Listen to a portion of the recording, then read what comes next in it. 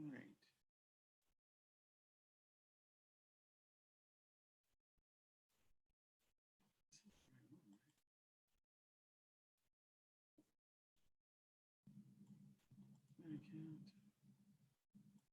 Organize.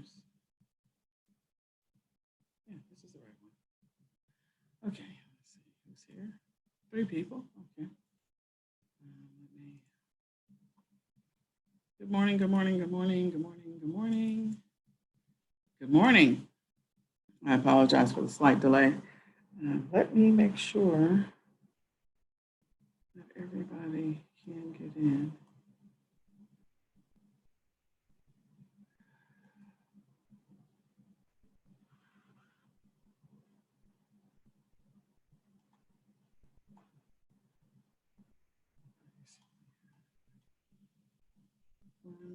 Okay, one more. Okay, good. All right. Mastery, I'm just going to do another quick blast out.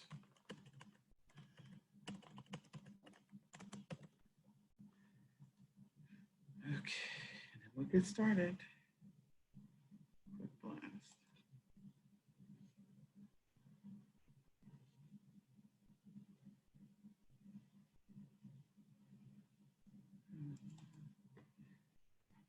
Okay.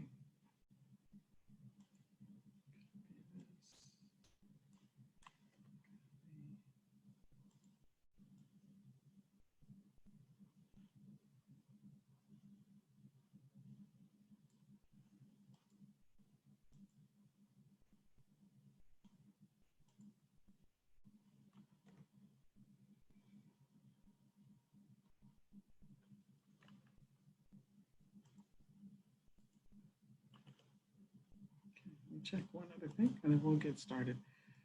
Give me just 1 second. I apologize. Nothing like Christian first thing in the morning.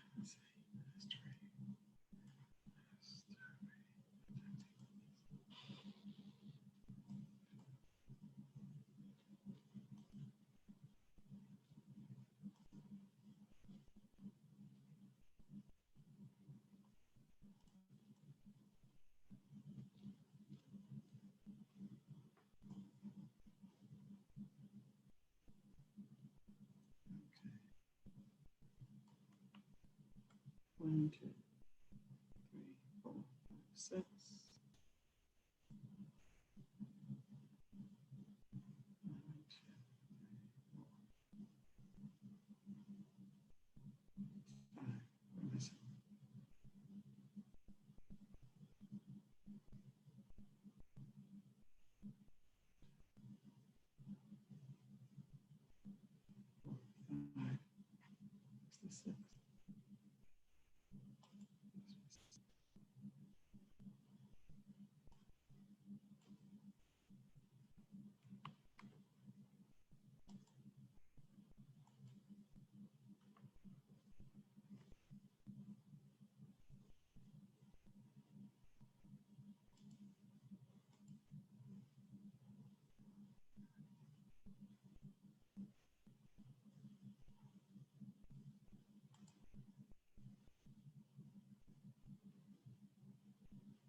Okay, we got it.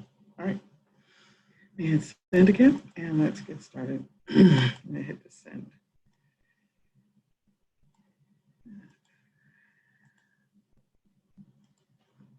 Okay, so if you have not already gotten your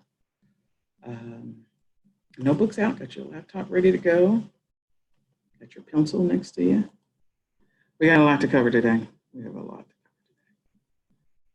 So last week we left off with, there were 2 more activities that we didn't get to complete from last week.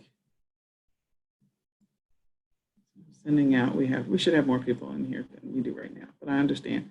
People have lives and last week was long. All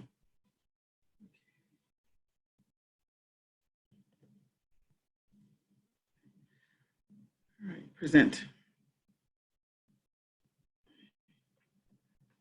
Pull up this one and this one. So today's class, it says, welcome to the eCom Sellers. Mastery. And today's class, can everybody hear me okay? Can you hear me? Look, it doesn't sound like can everybody hear me? Do I have sound?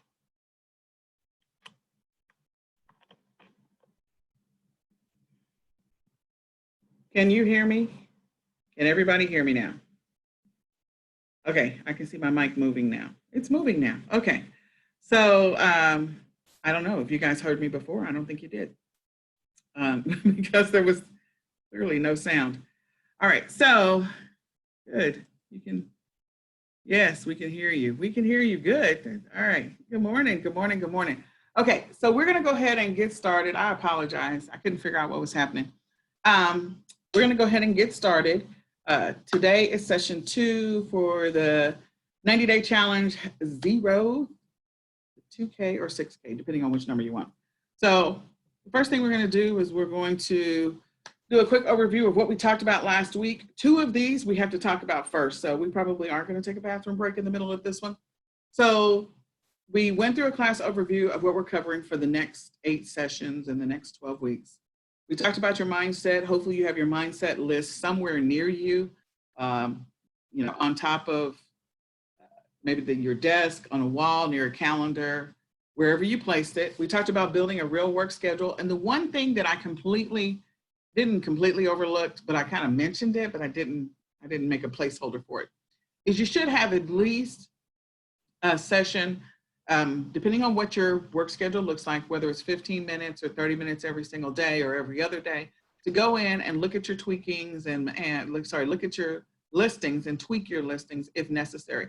What I mean by that is sometimes we piggyback off of existing listings, but we don't take the opportunity to go make sure that all the back end search terms or search keyword fields on Amazon are populated. So if they're blank, or if the person who originally created the listing didn't populate that, you, as a person that's piggybacked off of that listing, you have the opportunity to populate those back-end fields.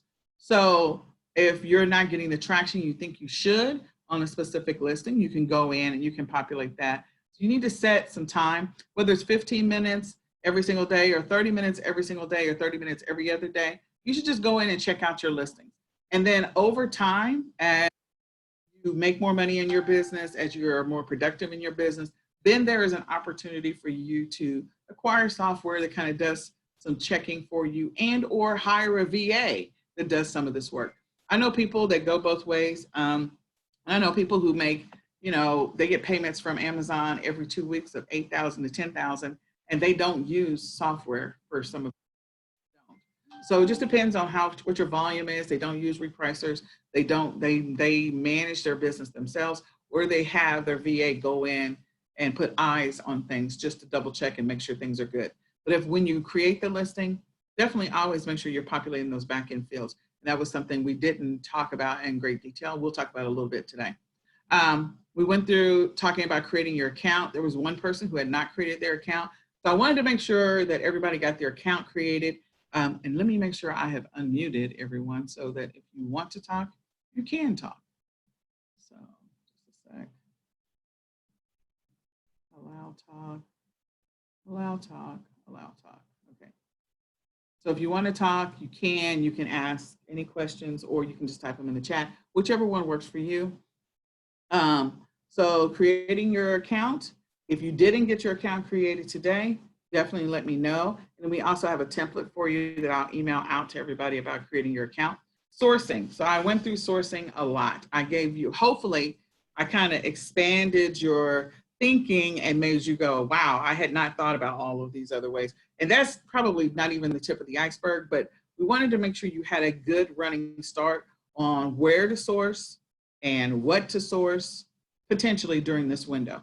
And with everything that's happened, especially unfortunately in the news and in the world, you have another opportunity to source some other items that people may be buying. So I'll leave it at that. You can go do some research on what people are buying for either the protests, not talking about the riots, not about the riots, but talking about the protests, the peaceful protests. There are things that people need, and being able to source those items as well, so you can add those to your list. And then creating a listing, that's what we're going to do today, piggybacking off of an existing listing. So what we're going to focus on today is piggybacking off of an existing listing. We're going to go through that pretty quickly. And then we're going to talk about fulfilling your orders and shipping your items out. So what I would like for you to do is share in the chat or either unmute yourself, whichever one works for you, and tell me if the information you learned last week was helpful. Have you started to put together a game plan for your business? Are you making adjustments in your business or how you're operating? Or have you always been operating this way and so you haven't really learned anything new? So share that in the chat.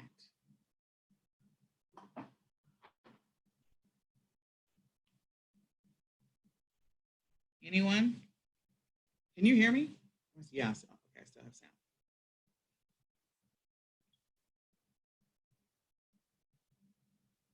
Hello?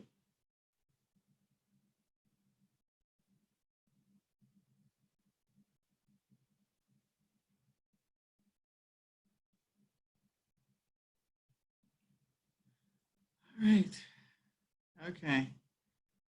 New insights on how to operate my business. Good. All right. Some new ways. Yes. Made an account with Amazon, but our account is deactivated right away. We sent a message, but we're waiting for their reply. Okay. You guys putting everything in a schedule helped me realize that this is a real job. Absolutely. Absolutely. It is a real job. It is. For sure. Okay. All right. So I'm glad that we could be a blessing to you guys on that front. So let me go back to the other side and we're going to start where we left off. And I will try not to, I know we're going to run a little long. I'm going to try to do my best not to make sure it's not too long. So, okay.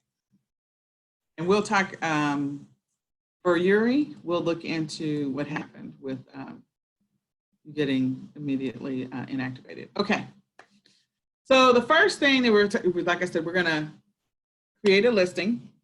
So creating that listing, we're going to use the feature that is in the Amazon Seller app. So if you have not installed the Amazon Seller app, you really need to go ahead and install it. That's going to be one of your key things that's going to help you in this business, help you make progress in this business. So if you haven't installed the Seller app, please do. I am going to stop sharing for just a second and bring up the Amazon Seller app. Okay. You can go to Google Play or you can go to the Play Store or the Apple Store and find the app and install it. It's absolutely free to install. You need to put your login ID and password in there. So let me, oops, I'm already sharing. I need to stop sharing. Stop sharing for just a second. And, okay. So that is the Amazon Seller app. I don't know, it's a little grainy. I don't know if it's my screen or what, but it's a little grainy. It's the one with the big A right there. So Amazon Seller app. Make sure you have it installed. And then once you install it, the next thing that you would do is you're going to have to log in with you're going to choose the flag. So I literally logged out. So you choose the flag that's appropriate for you, which you're going to choose USA for everybody that's on this particular training. Oh, I don't know why this is so, maybe I need to turn on the light. Maybe it's better. Okay. There you go. So after you install it, and then you choose the flag, then you're going to put in your email address and your password to log into your Amazon Seller account.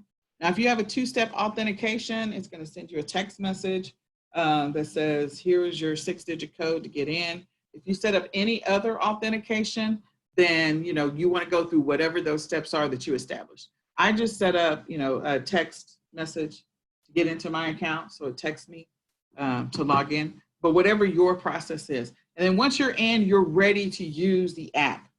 So once you're ready to use the app, when you scan items, hold on, they'll show up on your phone. pull up my app.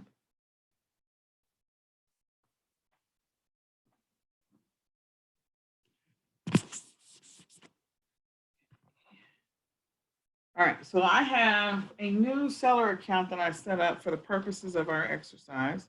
So when you log in, it's probably going to look a little bit like when you first log in, comes to your home page, and your home page is going to look a little bit like this.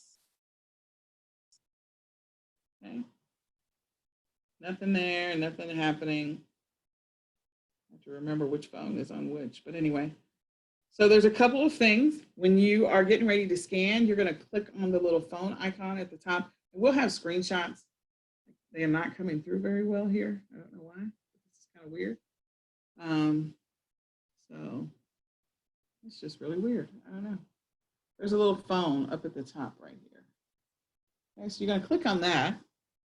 And then when you get ready to scan something, you're going to scan either the image or the UPC on the back. So I happen to have some Slim Jims because my boys were in the office yesterday in my office. And so I'm going to go ahead and scan these Slim Jims. So you're going to get the little sparkles over the particular item. Okay, for some reason, when I scan the Slim Jims, it comes up and it thinks that it's ice cream. But, or yeah, everyday graham cracker ice cream. I'm not really sure how it got that, but whatever. So, but you're going to see immediately when you scan something, there's a couple of things that will come up. You're going to see the item. You'll see whether or not you can or cannot sell it. You see that these are restricted. Again, this is a new account. And you'll also see some additional information. We're going to get into sales rank later on today, but you'll see the sales rank for the particular item. And if I were to click on this, it says, I don't know why it thinks that this is just really weird. It's clearly not ice cream. This is Slim Jim. So I don't know. Like, do I have something else that I can scan real quick? I don't know why it thinks these Slim Jims are ice cream. There we go. All right, so now we really do have Slim Jims. So I don't know what happened there. But anyway, so we have Slim Jims, and this is the Slim Jim pack, gives you the sales rank, and it also gives you some additional information that's helpful. It tells you that there are 12 new, and it gives you the price for the item. You can always confirm that that's the one that you're actually pulling up. When I click on the actual image, it takes me to another section. Again, you're going to get some slides on how to read some of this stuff. But you see, it says request approval. So I have a whole required approval down at the bottom, over here at the bottom. Oh my gosh. I don't know why I have this weird. This is just weird to me. Down here at the bottom, it says required. Typically, if you're able to list something, you actually see lists there. It gives me some price. It tells me that there are 12 sellers on this particular, 10 sellers. Yeah, well, 10 FBA sellers and 10 FBA sellers and 12 merchant fulfilled sellers. It also shows me that Amazon is not on the listing. So Amazon is not on the listing. It says none. Then over here, it says that there are 10 sellers. I'm trying to get to this field up here. And then it also says that there are 12 FBA sellers. So it tells me what category this item happens to be in. And it also tells me what the sales rank is for it. So this is information, of course, that is extremely important when you're scanning. And the great thing about scanning is when you scan, you'll immediately know whether or not you can sell it. As a new seller, there's going to be a lot of stuff that you scan and it's going to say, no, you can't sell it. Don't let that discourage you, because I don't know how many items are on Amazon. Somebody has mentioned before, there's like over 2 million items on Amazon. And so of those 2 million items, there's a certain percentage of them that are restricted, but the rest of it is not. So again, some of the most common name brand stuff as a new seller, you may not be able to sell it. Don't let that discourage you. And we'll talk about that a little bit more. Don't want to get into that too much. So next, let me go backwards. Page. Oh, there we go. I get my share my screen.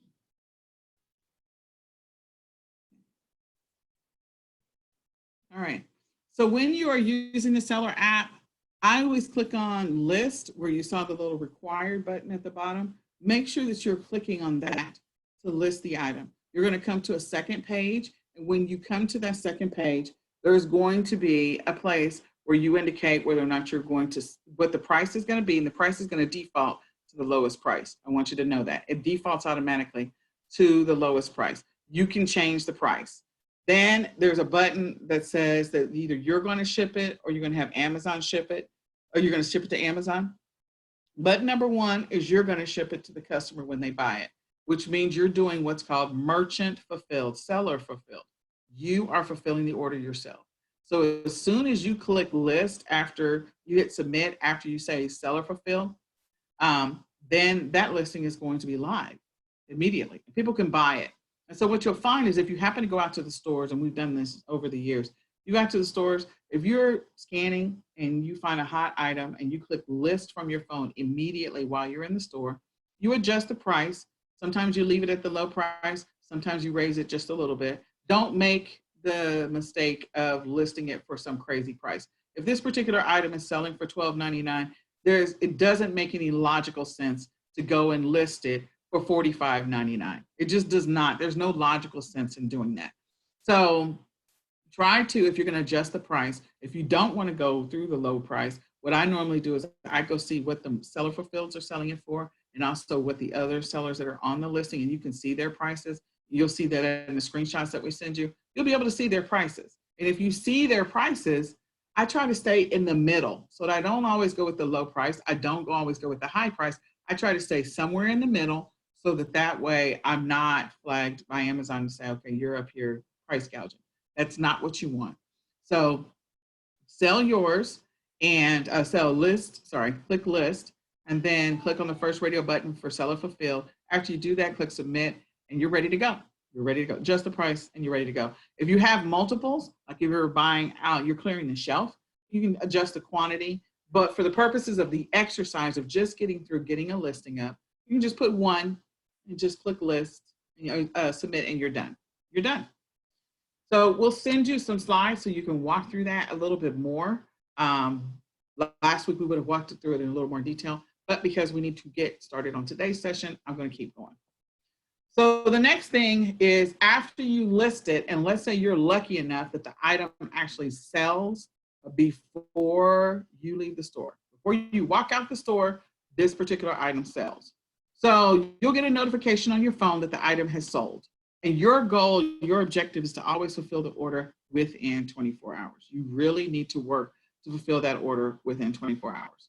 So you'll go into your Amazon, when you have a sale, you'll get a notification on your phone in the seller app that you have a sale. You'll also receive an email wherever you've established your email account. So if it's a Gmail account, that's fine.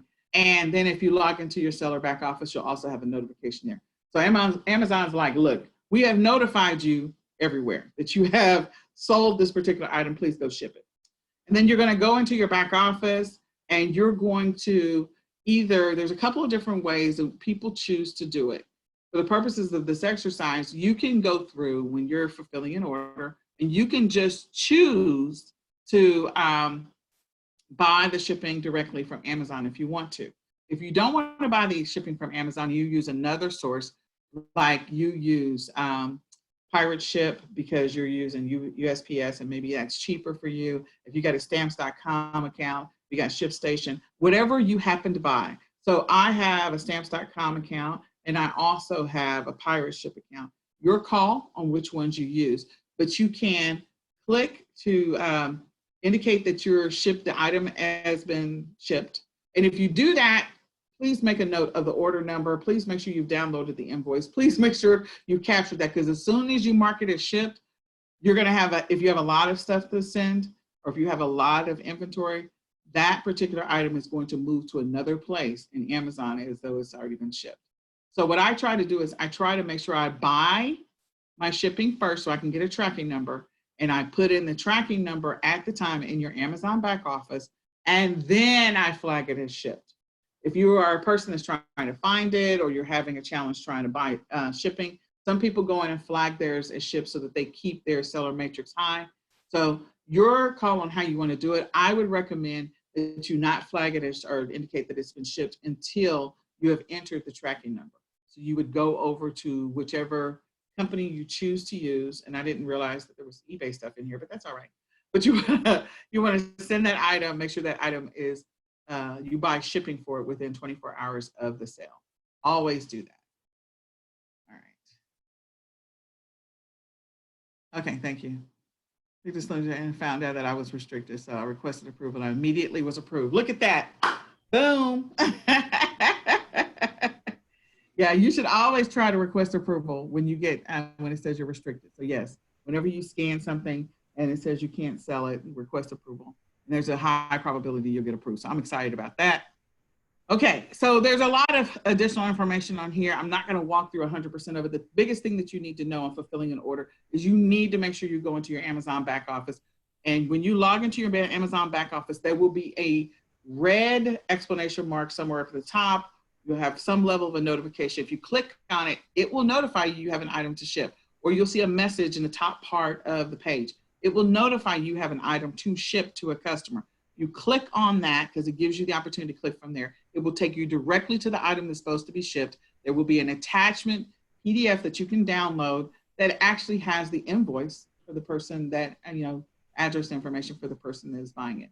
And then you can choose, like I said, Pirate Ship or some other tool to be able to, ship that item to the person. So, Hey, Nicole? yes, go ahead. Is Pirate Ship a lot cheaper, or is it a better thing? I've never used it. I signed up for it last week based on one of the Facebook postings. And so is it cheaper than the regular one going through Amazon and using their, whatever they recommend is what I always do, the cheapest one on there? Cheapest one on there, yeah. So sometimes it can be, it depends. So if you're sending some stuff USPS, you have some level of flexibility based on the size of the package, the weight of the package. And so sometimes you can get cheaper pricing if you're using USPS. And you can sometimes get cheaper pricing because Amazon's going to have a distinct list. And then, so you'll have an opportunity to potentially get cheaper pricing. So some people choose Pirate Ship. Sometimes it makes sense to use stamps.com. But stamps.com, I will tell you, stamps.com is like a $15.99 at a minimum monthly fee. So I'm not into encouraging you to pay fees for shipping service. So you just pay for what you need. You just pay for what you need. For smaller items that are really small, like you're shipping, I don't know, nose plugs for swimming. Like that's probably going to come in something that's really small, like the iPods. It's really small. It's not big. And so using an alternative to Amazon for shipping, that could make more sense because it's a tiny item that's going out in an envelope that's smaller than traditional size envelopes. You can ship it in something smaller and not really pay the extra fee. So it may save you some change, or it may save you a few dollars. When you're shipping bigger items, again, you might want to just go out there and just do some price checking to see, is it more cost effective to ship it through Pirate Ship, or is it more cost effective to use Amazon shipping options? There's some people that swear by using FedEx over UPS. There's some people that swear by using UPS over FedEx, and there's some people that swear by using USPS. So I always just try to find which one of the three is going to reduce my expenses when it comes to operating my business. Right. Ship it for the cheapest, and I want to try and get it to the customer in a decent, reasonable amount of time. So the one caveat to that, I would say right now, because of what has happened with COVID-19, because of everything that's happened with shipping delays, even now, I think FedEx announced yesterday or the day before yesterday, there's going to be some surcharges that they're going to start charging because of the fact that the shipping, they're not able to meet the demand. None of the carriers, including USPS, are able to meet the demand because more and more people are buying online and having stuff shipped to their homes. So that's a challenge for everybody. So what I encourage people to do is pad your settings for how long it's going to take to get to a person. So if your commitment right now is like, oh, okay, we ship the order within 24 hours, and then Amazon has an expectation that the customer will receive it. They also put some kind of estimated, you should receive it within 5 days or 7 days or whatever, based off of what you your settings, and then also potentially what you chose for shipping. So you may pad that and maybe send a message through Amazon to the customer to say, hey, we want you to know that due to COVID-19, Some carriers are having longer shipping delays. You know, if your item is marked as delivered, please allow an additional 24 hours or 36 hours to ensure that it's been received. Because again, there's some challenges in people receiving that. I've seen that everywhere in all of the seller groups that I'm in. Yeah, I've already got complaints about stuff like that in the past 3 weeks. You know, like Yeah. where is it? Why isn't it here? You know, and Yeah. it all shows delivered, whatever. Yeah, they'll. Yeah. It shows it's delivered, and then people are having to refund. And so if you are staying in contact with your customer, continue to follow up with them and say, please allow an additional 24 to 36 or 24 to 48 hours before you request a refund if you have an item marked as shipped. Because there's a high probability, what we've been finding is that in some cases, if you're using USPS, once it gets to the post office in that area, they flag it as shipped with the assumption that it would go out sometime that day. But the reality is they are overwhelmed with the number of packages. They also have reduced staff in some cases or reduced shifts because of COVID-19. So traditionally, when it actually arrives in that post office, yeah, it probably would go out that day. But because of COVID-19, because of social distancing, because people are out, then it is, you have reduced staff. And because you have reduced staff, you have it's going to take longer for that thing to go out. So even though it's checked in that post office, it may not go out until tomorrow's run, or it may go out the next day's run because of that. So we're just telling people, make sure you stay in contact with your customers to reduce the probability of having people say, hey, this says that it's been shipped, it says it's delivered, but it's not here. I've been following the tracking number, blah, blah, blah. If you do that and stay in touch with your customers, you'll reduce the chances of customers requesting a refund. Right. Now, does Pirate Ship use the same shipping channels? They still use UPS, whoever's cheaper, and then they decide when they give you the label? They give you options for the different shipping channels and try to give you the price comparisons. Okay. Because I'm saying, like, take a 2-pack of shampoo. It costs like $7 to $10 to ship it. It's ridiculous, I think. That cuts a lot into your profits. What I would do, I think, for the shampoo, there's sometimes where it makes more sense to do flat rate, USPS flat rate. Uh-huh. So, so the shampoo, because it's heavy and it's long, so it's heavy, it's heavier, and it's long. I'm going to put that in a padded envelope, flat rate. You're going to pay between $6.70 and $6.90, and you're done. So include that figure out how to incorporate that into your price. If you're going to do free shipping, if you're not, well, that eBay would be to do the free shipping. So just, I would use that option instead of any other option. I would not use UPS. I would not use FedEx if those prices are $7, $8, $9. I've gotten to this where I've sort of memorized all the flat rate fees. And that's something it comes with doing it consistently over time. You start to memorize what the prices are. Right. So heads up, on the flat rate, I love flat rate. I recommend flat rate all day.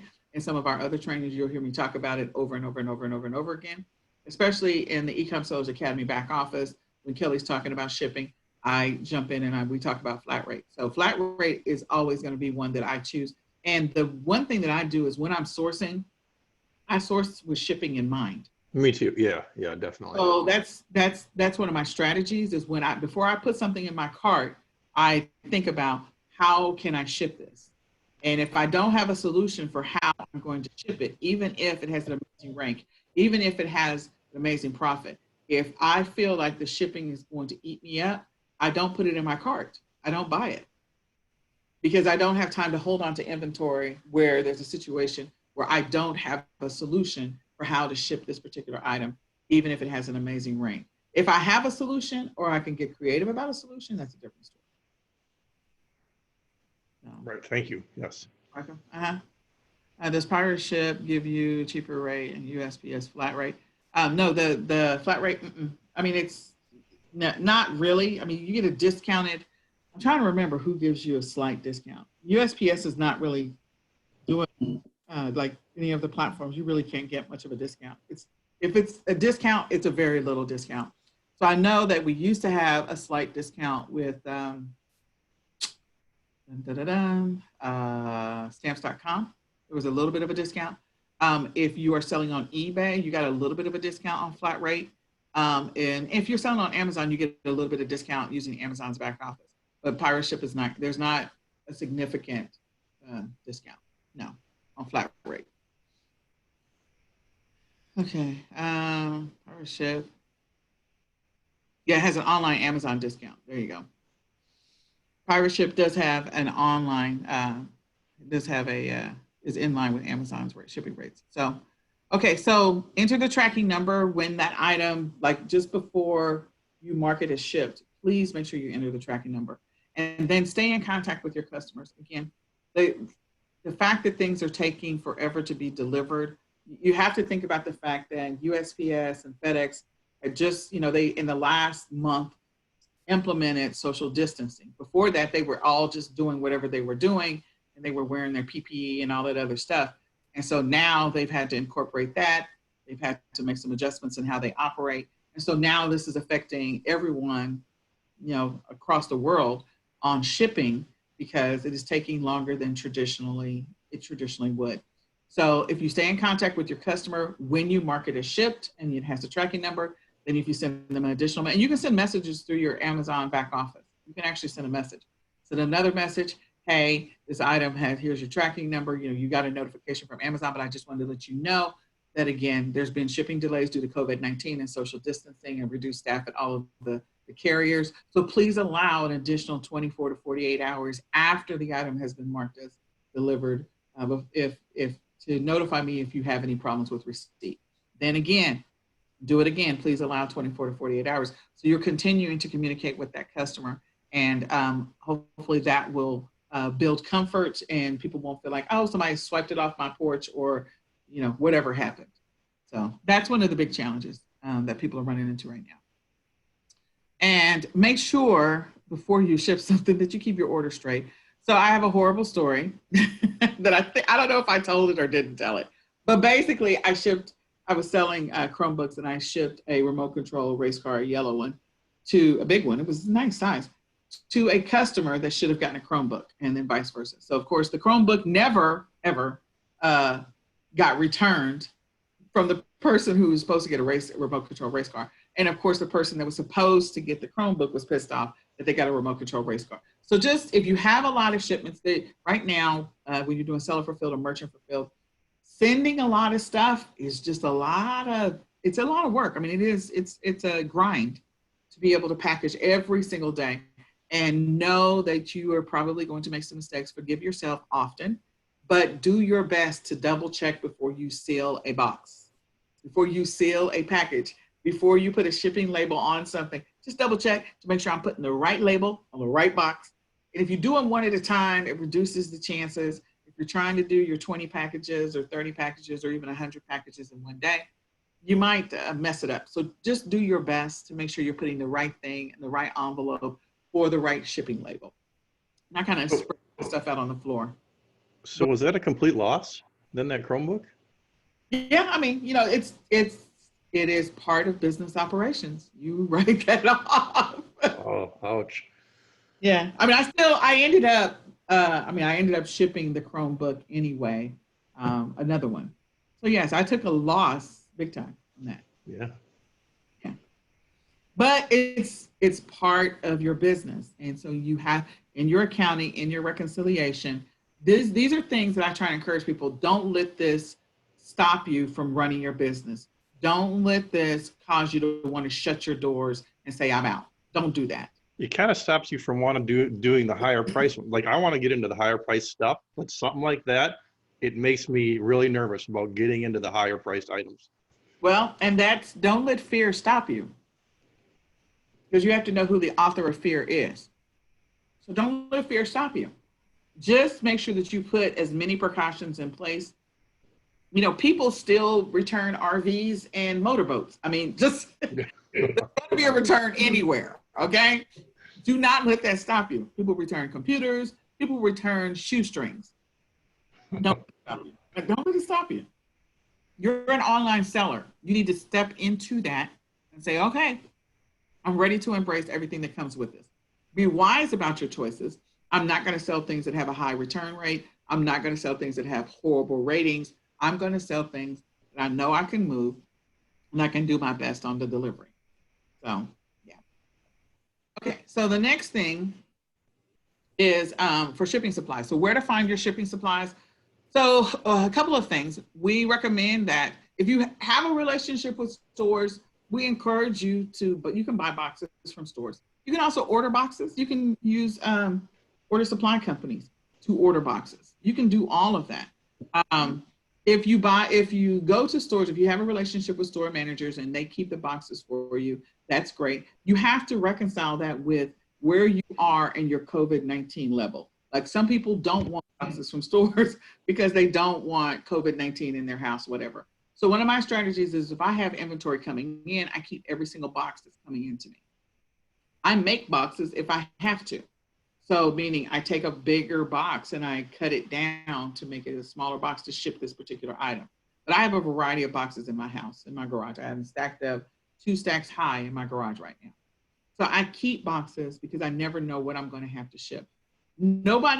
Some of you may not want that level of clutter in your life. You're going to have to get over that one. Yeah, either you have to decide how you want to approach that.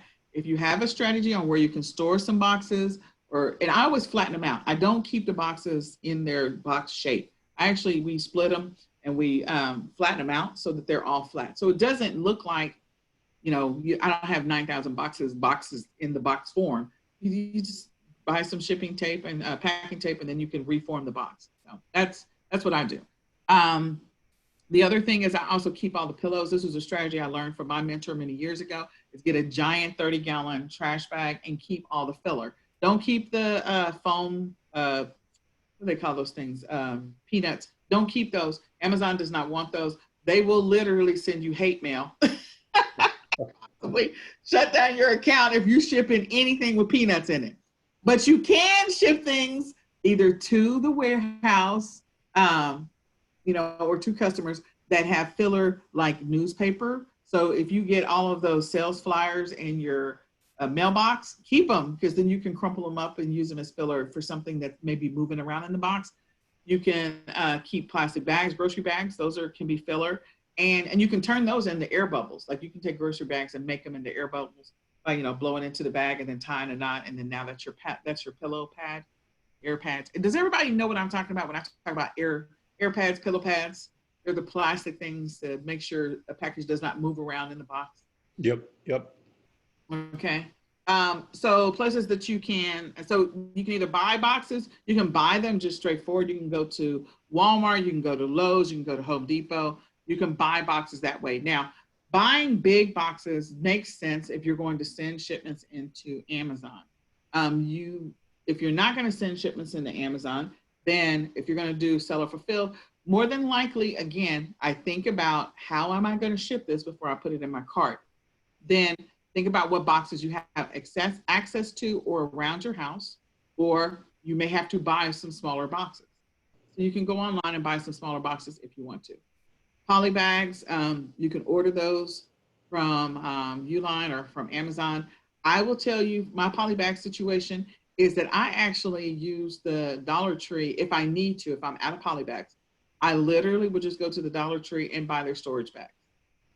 I'll buy storage bags. They have the bigger size. They have the 2-gallon, 2.5-gallon size, 2-gallon or 2.5-gallon, I can't remember now, and the gallon size. And so I'll just use that. I think it's a 2.5-gallon.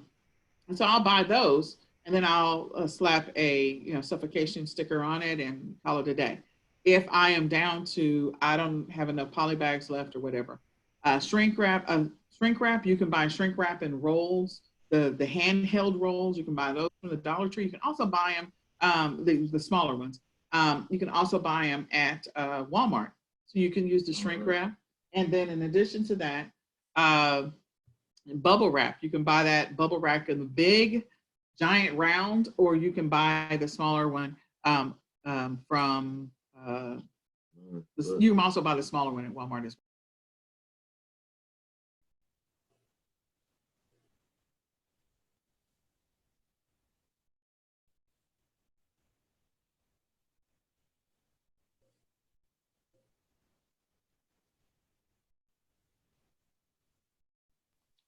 All right. So that was one of my questions. No matter what, you have to have that suffocation thing on there, even if you're merchant fulfilling it. If it is something that is bigger for a liability for yourself, I encourage you to. If it is big enough to go over a baby's head, then yes. Mhm. Okay. Remember, at the end of the day, you are a seller. You're selling on Amazon. Amazon still wants you as a seller, as a professional, to abide by whatever their guidelines are. So I would encourage you to do that. Not everyone does that. I encourage you to do that because if for some reason you ship something to a customer and it's in a poly bag and some baby puts it over their head, who is coming after who? They're Right. coming after Amazon and they're coming after you. Right. Okay. All right. So then the next thing is, okay, so I already talked about bags and shipping labels. So some people will buy a label printer. Your call, your decision. That's a financial investment. You have to decide if you're ready to make that financial investment, or you can use a regular printer. I am the chick that uses a regular printer. I have 3 printers in the room that I'm in right now. I have 3 printers only because I have kids, and one printer serves different reasons. My kids are destruction, but you decide what you want to do. And you can print everything on regular paper. I will tell you, when my mentor first got started, she did not have the 30 up labels. She literally just printed everything on plain white paper. Her and her husband cut through everything and then taped onto the items when she was shipping shipments into Amazon. That's a lot of work. It is a lot of work initially. Again, when you have to think about, I have to be into profit first. So right. I'm not recommending that you go out and buy a big label printer when you're first starting. I'm not recommending that you go out and do some of these things. There are ways to do this business at low cost until you're into profit, and then you can make the investment. So what I do today, I still do it to this day. I don't own a label printer. My partner does, but I don't. And so what I do is I print everything on plain white. I print all of my shipping labels on plain white paper, and then I just tape it onto the box. That's what I do. And so I still do it to this day. I haven't changed it. It works. And it gives the kids something to do because now they get to put a bunch of tape unnecessarily on boxes. They get to, like tape this on there. So that's what I do. I use plain white paper. Some people like the fact that you can use the shipping labels and you can pull the sticky off the back and just stick it on there. Some of your carriers, you can get free shipping labels from your carriers. Like if you're using UPS, you can go to UPS and get some of their label stuff. If you're using FedEx, you can get some of their label stuff and it's free. And so then that way you don't even have to print anything, use a printer at all. You just go get supplies from them.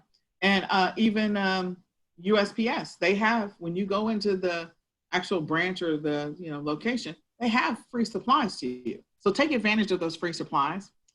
Especially USPS with just ordering the free boxes.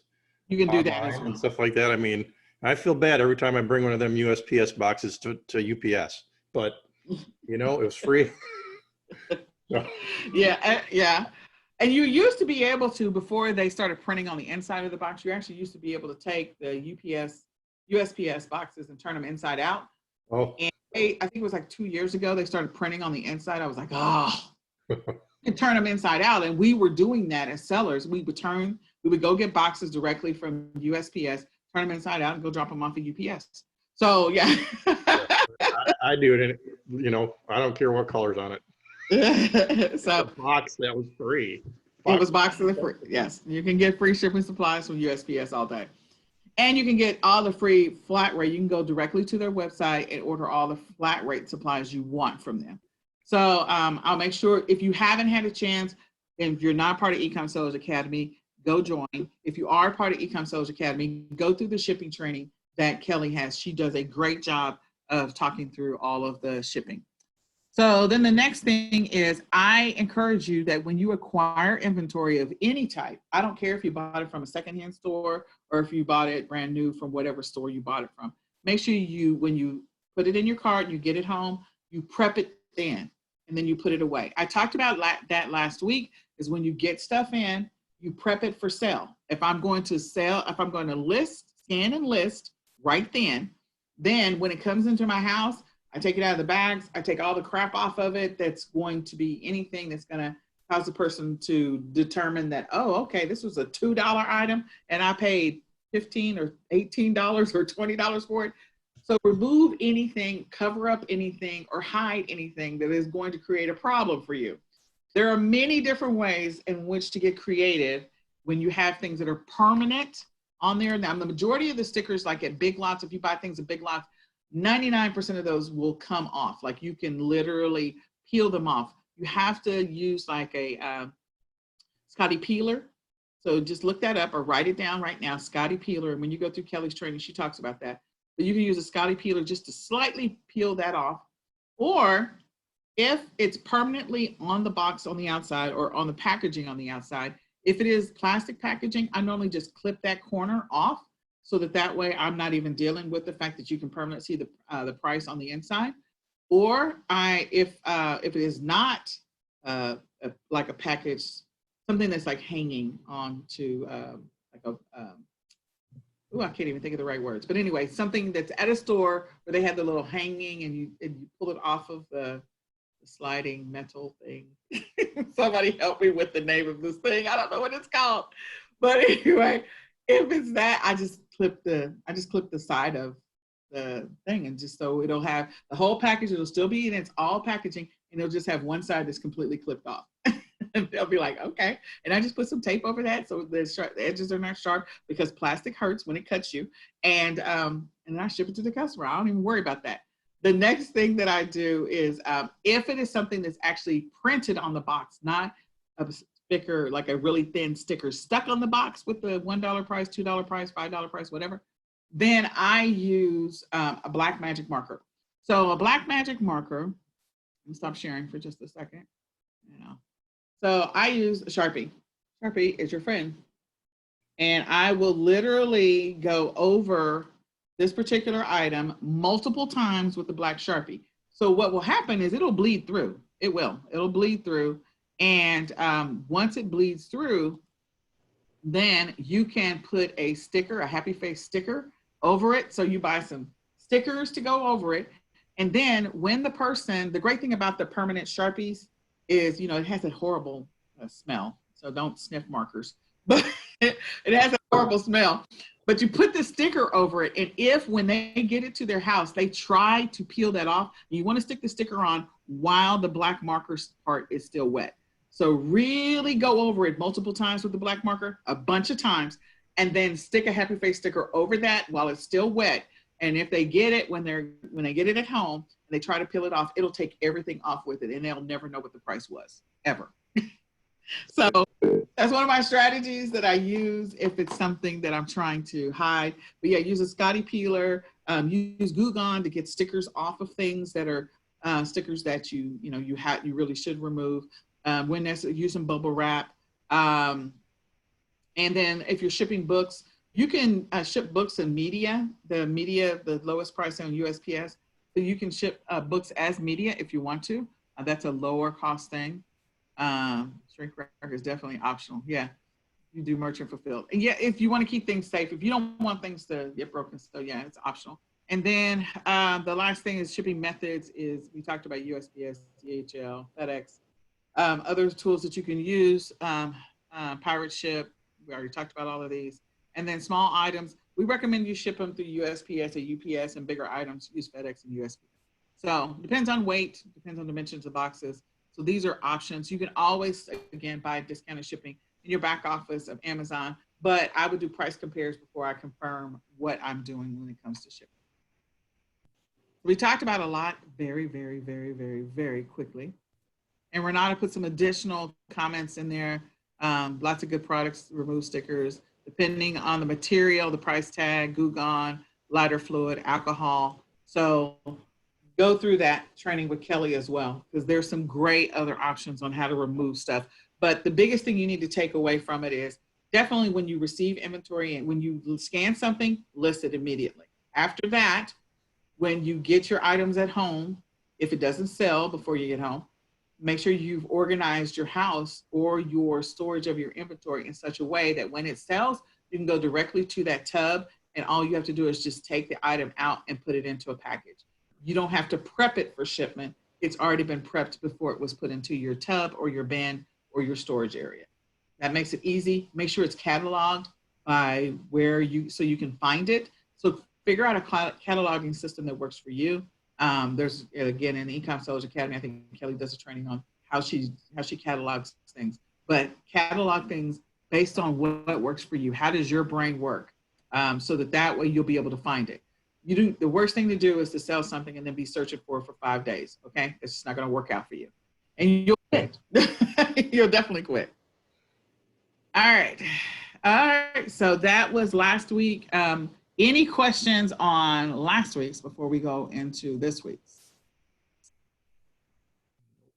Was that information helpful? I know I went through it a little fast, faster than I would have had we not gotten really busy.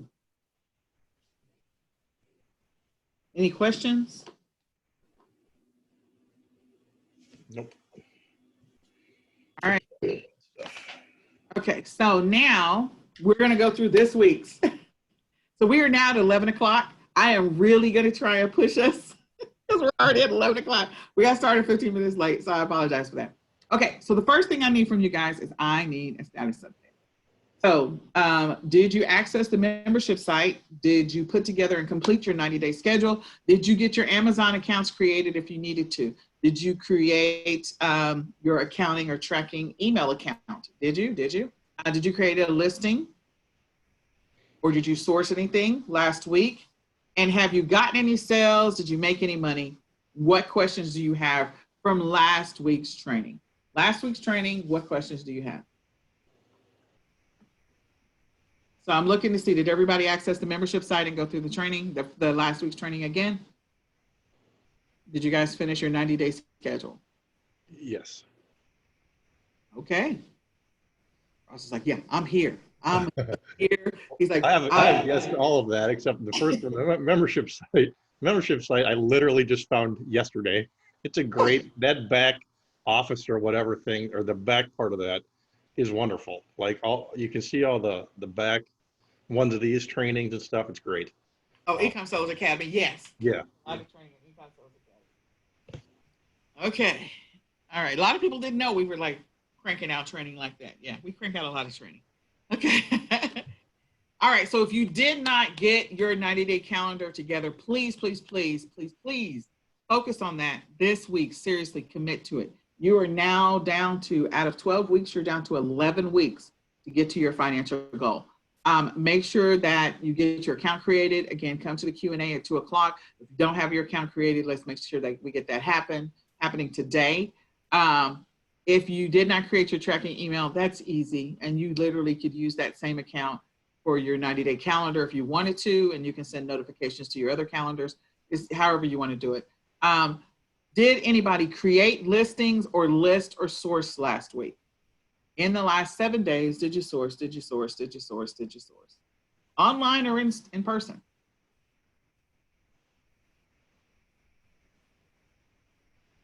Anybody? Bueller? Yes, I did. I have quite a lot of questions about sourcing, but I hope maybe we'll get some of these, get to them in this lesson a little bit more. All right. Well, was the sourcing information last week helpful? Oh, there, I just sold some. Yes. Okay. Yeah, I just have more questions about even some of the stuff from last weekend. Okay. All right. Okay. And did anybody make any money this week? Like in the last 7 days, did anybody make any money besides me and Renata? Did anybody make any money? All right. We got to get some money going in this week. This is a big deal. All right. What questions do you have about sourcing before we get into the weeds? What questions? Well, you said that like be looking for things like for the summer or like arts and craft supplies or whatever. Are you just, and so are there, what are you buying or how are you buying it? Are you just like, let's say you want to buy some paintbrushes and like a tablet to paint in. So anything, are you just anything, or are there some matrices? Like, is there a sales history of that item, or you just buy it and you know it will sell? That's my biggest, I'm very not creative in my mind. I'm very numbers driven. Like, well, if this sold 100 in the last month and I know that because I see it, then it should sell 100 next month. Like, I don't have a creative brain where I can just take some things and I'll know it sells because I know that some parents will buy this for their kids. Like, I am horrible that way. Okay, so the biggest thing I could tell you, I could say I sell this, that, and the other. What I am, bundles is always my jam. That's where I live. I live in bundle land because I can look at something and go, okay, if a parent buys paint and paintbrushes, then they're probably going to need something to paint on, whether it's paper, canvas, construction paper, whatever. So I think of if I'm going to do some type of activity, I think everybody's seen those coloring books that you can buy that people use the coloring pencils to color in with. So if I'm going to buy one of those coloring books, by naturally, I'm probably going to need some pencils to color with, right? Right. So those two are two things that go well together, because if I buy the coloring book, I'm going to have to source for the pencils too. Put the two together, and that makes sense. If you're selling them individually, which is fine, they'll come up automatically in Amazon's organic search for people who bought this, often buy this. And I use that as one of my strategies for sourcing. So if you're looking at something, you scanned it on Amazon, one of the other strategies that we didn't talk about, so just write this down right now, is when you're scanning things and you're at the store or you're scanning things online, if you're scanning at the store and you type in something, you scan it and it comes up and you do list on that, I would, in addition to that, I would make a note of that particular item, either take a picture of it, standalone picture, so I can go home on my computer and do some deeper search to see if there's already an existing bundle for that particular item already.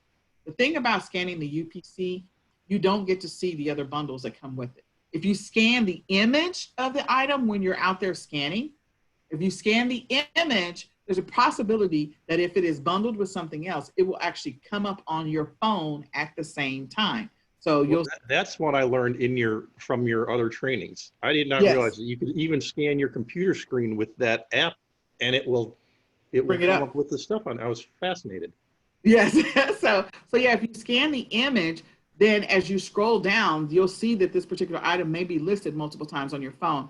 Another hat trick that you can write down right now is that you can make sure you have the seller app and the buyer app installed on your phone. Because if you scan with the buyer app, sometimes you get different results with the buyer app than you do with the seller app. And so if you can find it on the buyer app and maybe you see that it's with other bundles, then you can write down those ASINs or take a screenshot of your phone, because you can, like, depending on what type of phone you are, you can take a screenshot of the actual screenshot on your phone. And then when you get home, do some searching on your computer to find it based on that ASIN. And then once you find the ASIN, you can add it to your inventory if you found all the pieces that go with it. So when you're scanning, don't just scan. You can scan the UPC and you'll only get that distinct item. If you scan the image, you'll potentially get everything that this particular picture is included in. And then the third strategy is to type it in. If you type it in your search, then you'll find any other potential bundles that this thing might already be in. And if you find that it's already listed with the coloring book, along with the pencils already exist, then go find the pencils that they're selling it with, and then put that bundle together and list and jump on that listing. Sell yours. Click on list from your phone. Can I chime in here for just a moment, Nicole? Yeah. So I know the question was, how do you know, whether or not it's selling and how much of it is selling? So you just mentioned a really good strategy to go and say, well, I know this many, have sold last month. Some people may not know how to look at that. So write down junglescout.com. Oh, we're getting to that. We have tools. Yeah. Okay. Well, I was going to say, he asked specifically about how to know how many were selling. And so I know Nicole loves to talk about the free tools. And so that's one that you can use. Jungle Scout has a Chrome extension that is free. Yes. Even when you are, out on your phone, if you just go to Estimator, the Estimator is free, and it will tell you exactly, you put in the rank and it'll tell you exactly how many of that item are going to sell in the next month. And I use Right. it for inventory strategies as well. So if you're out and you see that there is a bunch of an item, I like to determine, if I'm not wanting to pay a lot of storage fees, I like to determine exactly how many I think I will sell in 30 days. And I base that off of how many other FBA sellers are out there, and how many I'm actually going to buy. And if I buy them all, even if I clear the shelves, I may not send them all in at one time, because I Do you don't want have a minimum? a minimum for. Well, so let's say that it only sells 21 a month. Is that enough to get you to buy it? Or do you want something that's selling like 75 a month before you're going to buy that item? It depends on your ROI, and it also depends on, what your goals are. So for me, because I do Amazon full time, when I set a budget every month of how much I need to spend in order to make the amount that I need to make. And so for me, if I go out and say, I find an item that's really hot seller, but there's only 5 available, that's not going to allow me to reach my goal. So then I'm looking for more items. So just because that item, I know we're looking at just the 1 to 3% range. And so those items are going to sell very quickly. But if it's a good ROI, I'm probably still going to buy them and just ship them in as they sell. I'm not going to ship them all in and pay the storage fees on them. I'll just ship them in as they sell. But that's a strategy. That's going to be a personal decision. That's my strategy, because I know I've got to have an influx of money off of a variety of items all the time. Right, right. And we're gonna take a deep dive into the selling strategies. I think not next week, but the following week. But yeah, the strategies she's talking about, those are all excellent strategies, because she does Amazon full time to pay all her bills. So yeah, those are all good strategies. But as far as knowing how many, we're going to get into like some tools later on today. And in addition to that, just being able to, instead of forcing yourself to try and be creative, if you're going out to do sourcing, maybe do some preliminary research, like 30 minutes before you go out, and just do a Google search on what parents are looking for. We're also going to do some searches today as part of an activity on searching for what are the most searched words. Because again, at the end of the day, you're really selling words. You're selling keywords. What is it that people want? And when people want something, they go and search for that word. If I'm looking for crafts, I'm going to search for crafts, kids crafts, and I'm going to use Google as your friend. So kids crafts, and then it'll just spit out a bunch of results. And I'm going to, and when I'm typing it, you're going to see today, we're going to do this activity. You'll see it. I'll stop there. But there's different ways and different strategies we're going to use. So today's strategy is there's a keyword research activity that we're going to do. And we want to make sure that you have the opportunity to, use that and incorporate it. You're going to use all of these tactics to help you get to your goal numbers. All of these tactics together will help you get to your goal numbers. So what other questions do we have before we get into this week's content? But do make a note, go back and listen to what Renata shared, because that is great information. And we're going to take a deep dive into some selling strategies. Not in today's class. We're going to talk about some other stuff today. Anything else? You can type it in the chat if you have something else. All right. So today we were covering tracking. In addition to trackers, we're going to do sales rank. We're going to talk about that and history. We're going to talk about hazmat and restricted categories, restricted brands, customer service, Keepa. We're going to talk about Keepa as well, and other tools, optimizing your listings, keyword research, Ping Farm, Pingler. And I think that is going to make you all very, very tired. It's a lot to cover, and we just are getting into the first hour. I mean, this is a whole day's worth of stuff right here. Turn out merchant fulfilled. Have you covered expenses outside of FBA fees for shipping to Amazon? Not participating. We are going to cover FBA. We're just covering it a little bit later because we're trying to get you started now. So one of the fastest ways to get started, you can send it into the Amazon warehouses. If you don't know, one of the Amazon warehouses burned down yesterday, unfortunately, which is really sad. So again, another reason why I always recommend either using a prep center or doing seller fulfilled, because there's just a lot happening with Amazon right now. Amazon has a lot of moving parts. So, but yes, we're going to teach Amazon FBA. It's just later on, and we're going to go into prep centers for sure. But that is not today. So All right, so we're gonna teach you how, and any of the stuff that you learned today, you can use that on any other platform. You can use this on eBay, you can use it on Poshmark, you can use it on Mercari, you can use it on Etsy, you can use it on a Facebook Marketplace. You can use these strategies, everything that you're learning in this 90-day training, you can use it on any of the platforms. It will work.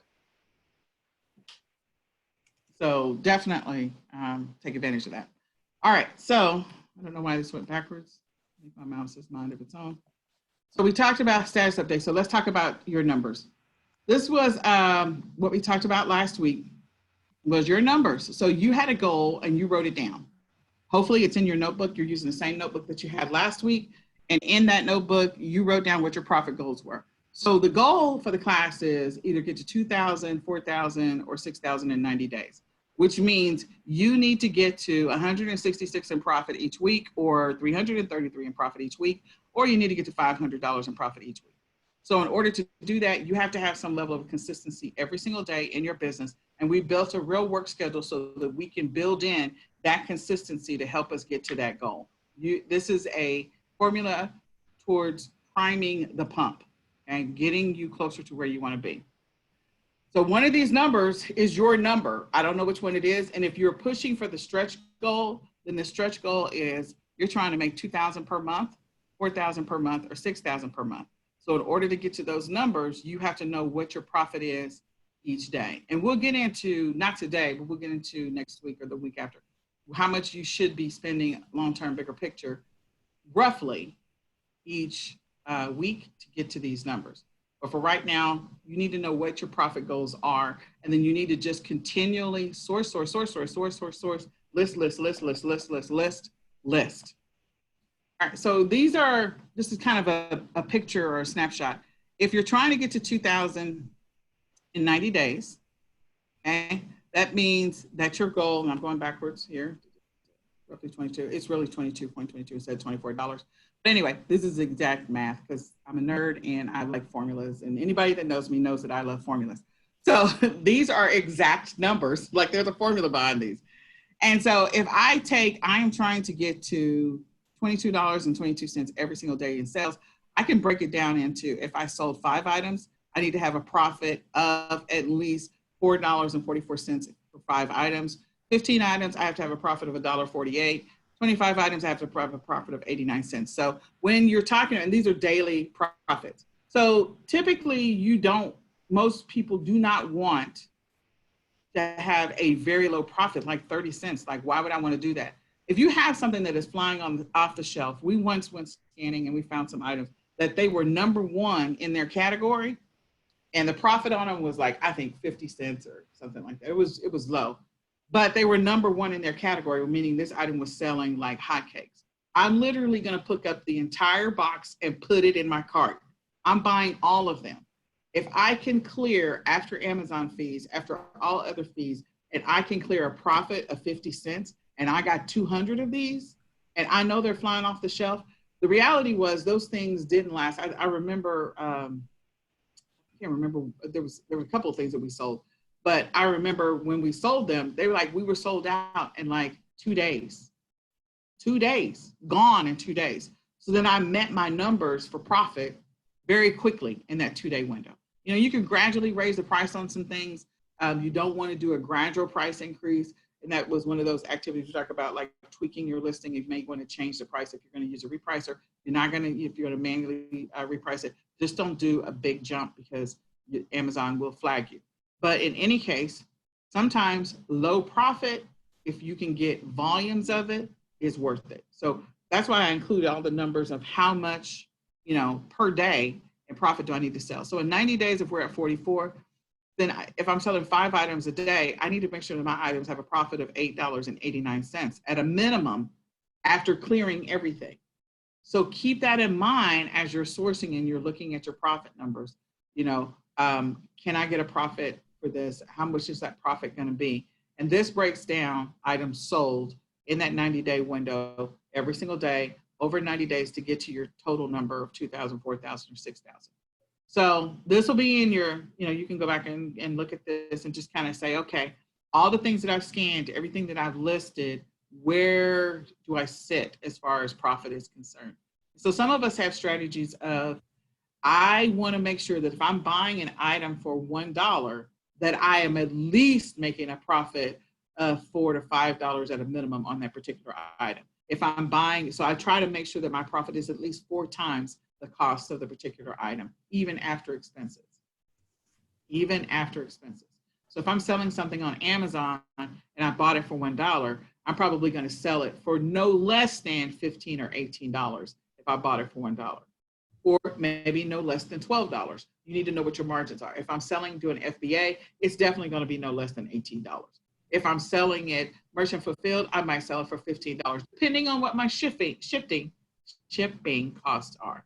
So again, you need to keep all of these things in mind. Make your notes on what applies to you, because you need to keep that in mind as you're selling these items.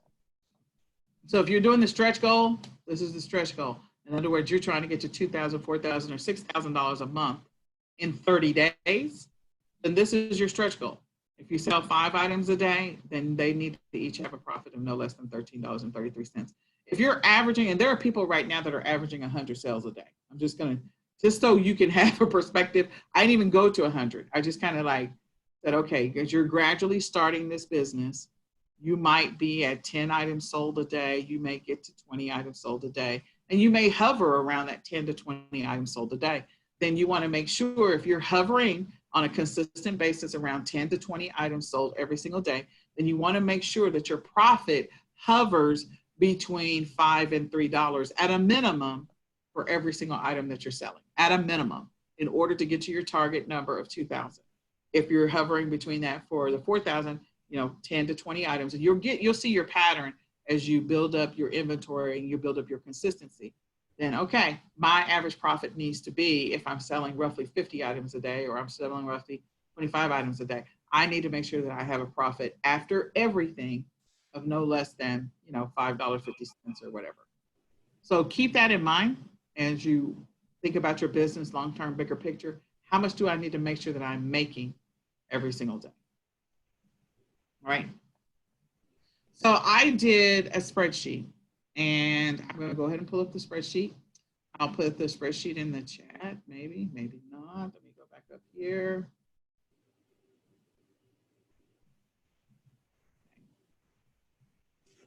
So there's a second tab on this spreadsheet, and I need to show you how what you do on a daily basis actually will help you to be profitable. So consistency is what we've talked about. Today is June the 6th, and we've talked about over and over again, being consistent in your business. So this is an example of priming the pump on a regular basis. So let me just explain to you how to read this spreadsheet. The first column is your weeks in the, how many weeks that you're operating. So this goes all the way down to 48 weeks. Yeah, 48 weeks. So 48 weeks, not even a full year, okay? So the first thing is, let's say hypothetically in your business, because you have to decide how much you're going to invest. Are you going to invest? And that was one of the questions from last week. How much are you going to put into your business every single week? How much do you realistically have available to you to invest in your business? So if you're a person that says, I'm going to realistically invest no less than $50, okay, fine. If I'm going to realistically invest no less than $100 a week, okay, fine. But you have to decide how much you're going to realistically invest every single week in your business, and then have a minimum goal of, do I want to get 5 times profit, 3 times profit, whatever that is. So you're going to figure out what the sweet spot is for you. Okay, so if I invested $25 every single week into my business, $25 every single week into my business, and I bought 25 items, this is hypothetically if I'm sourcing from the Dollar Tree. So I'm sourcing from the Dollar Tree, or I'm sourcing from some kind of $1.99 store, whatever. I spend $25. Okay, so your price to you is $25. My goal is to get no less than a $4 profit.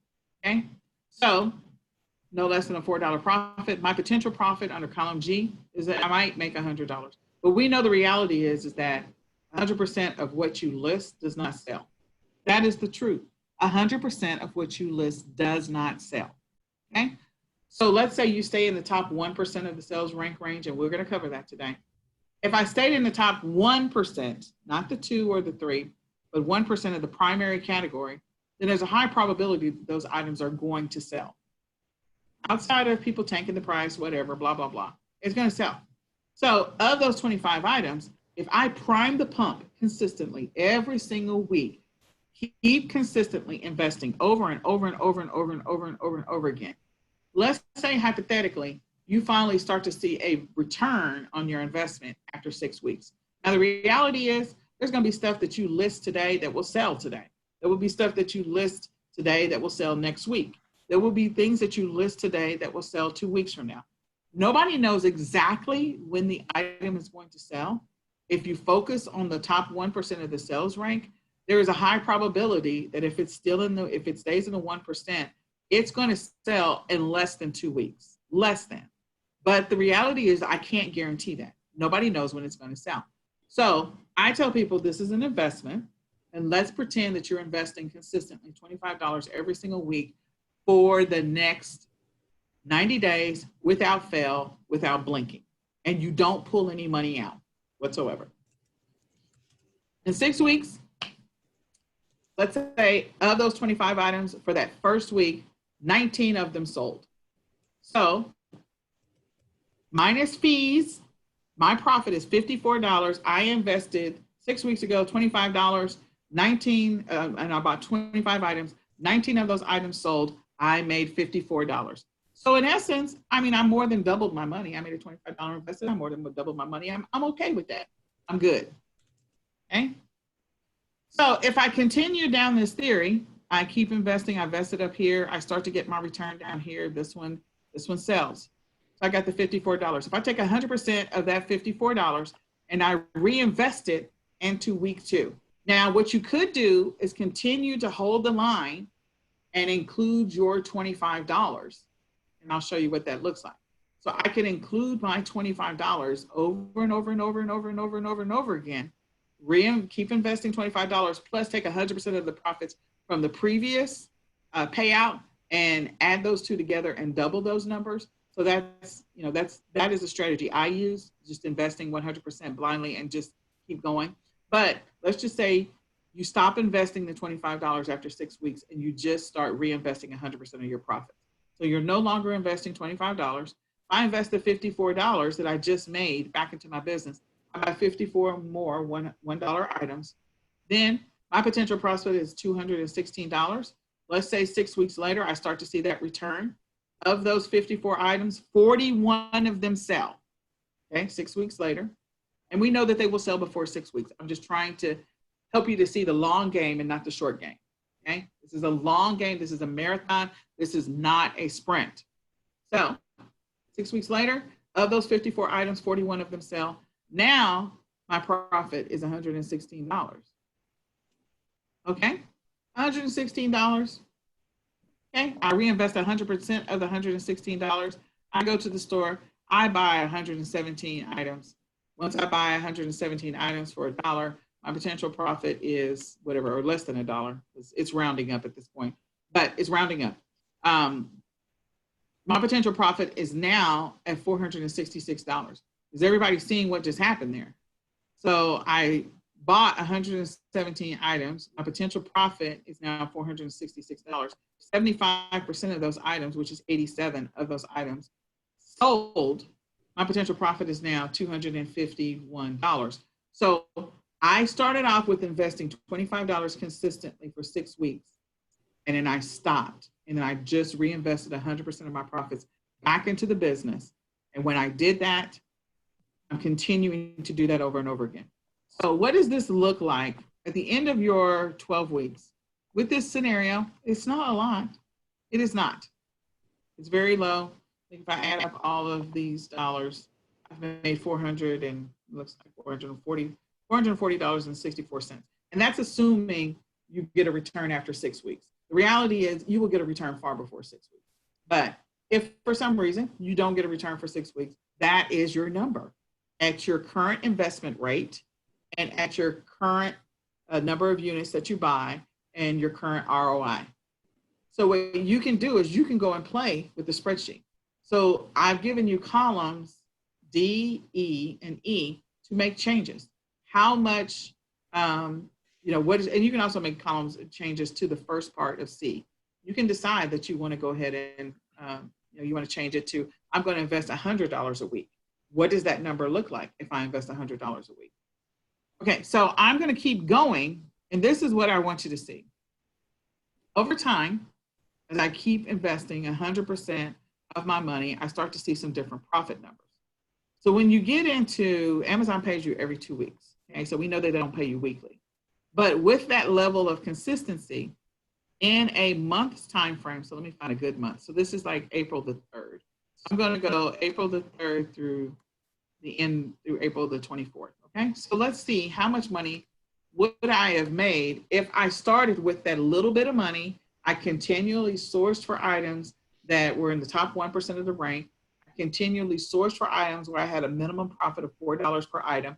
I continually sourced and reinvested 100% of my profits. Now I'm at, in a month's time, after expenses, I'm at $21,000 a month in profit after a year of being consistent and reinvesting 100% of my profits.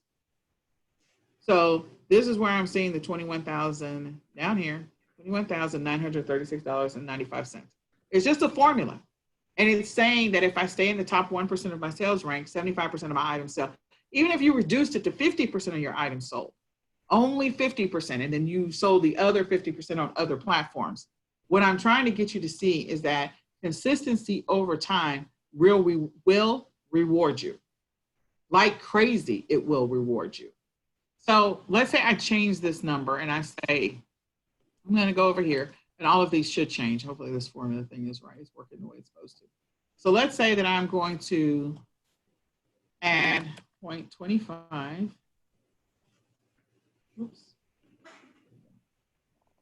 I'm going to go manipulate the spreadsheet. I'm going all the way down. I'm going to keep investing my little measly $25.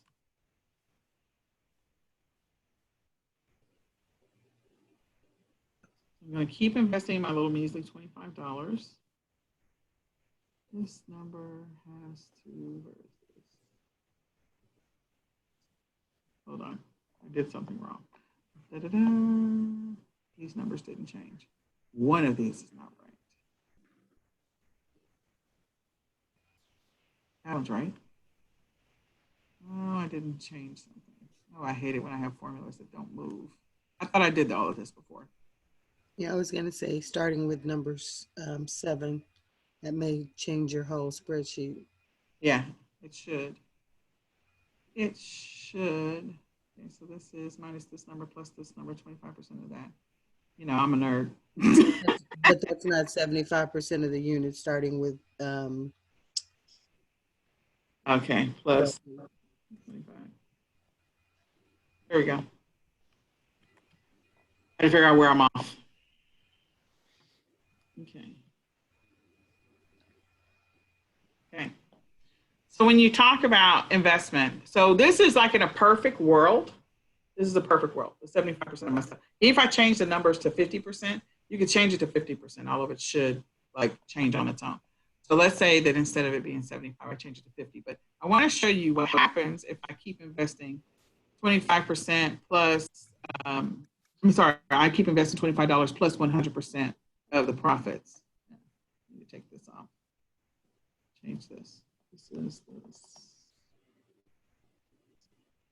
Yeah, I've already added 25 here. Okay, let me go fix this. No, that's not what I wanted. Hold on. Mm-hmm.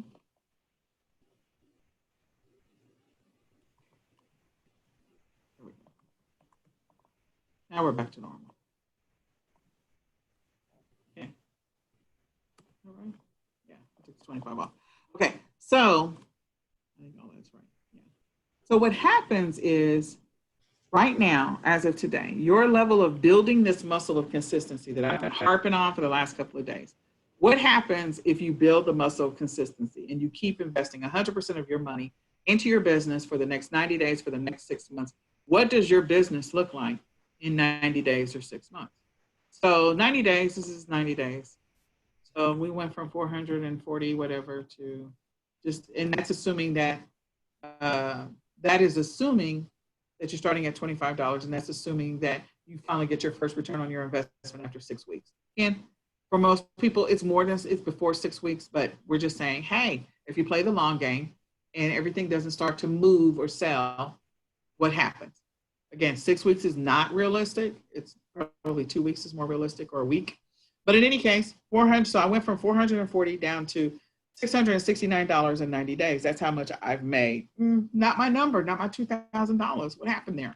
But if I keep going, if I stay focused and I keep going, and I go another 90 days, what happens then? Another 6 months. So in that 6 month period, I have now made $5,325. If I keep going, let's just see what it looks like in a month's time. And again, let's just focus on, let's go with December. Because December the 5th through December 26th, how much money could I have made in the month of December? In the month of December alone, I will have made $5,142.57. Just being consistent, just assuming that I took a $25 investment and I keep invested $25 plus 100% of my profits. In the month of December, I have $5,000 in profit that I've made the entire month of December. Now we know Amazon pays you out every 2 weeks. Amazon pays you every 2 weeks. But in that month, I could have made that much money. Now, will I be able to find this many items for $1? Well, as you continue to source, you're going to get better at sourcing. Your sourcing muscle is going to get better. Just like I talked about Michael Jordan being the greatest of all time. And the thing that helped him be the greatest of all time is he was consistent. So you're going for the long game. You're going for the consistency in your actions and building the muscle of being an amazing seller. That's the goal. At the end of this, you're going to be an amazing sourcer. You're going to be able to source stuff. You'll be able to see things like I don't know.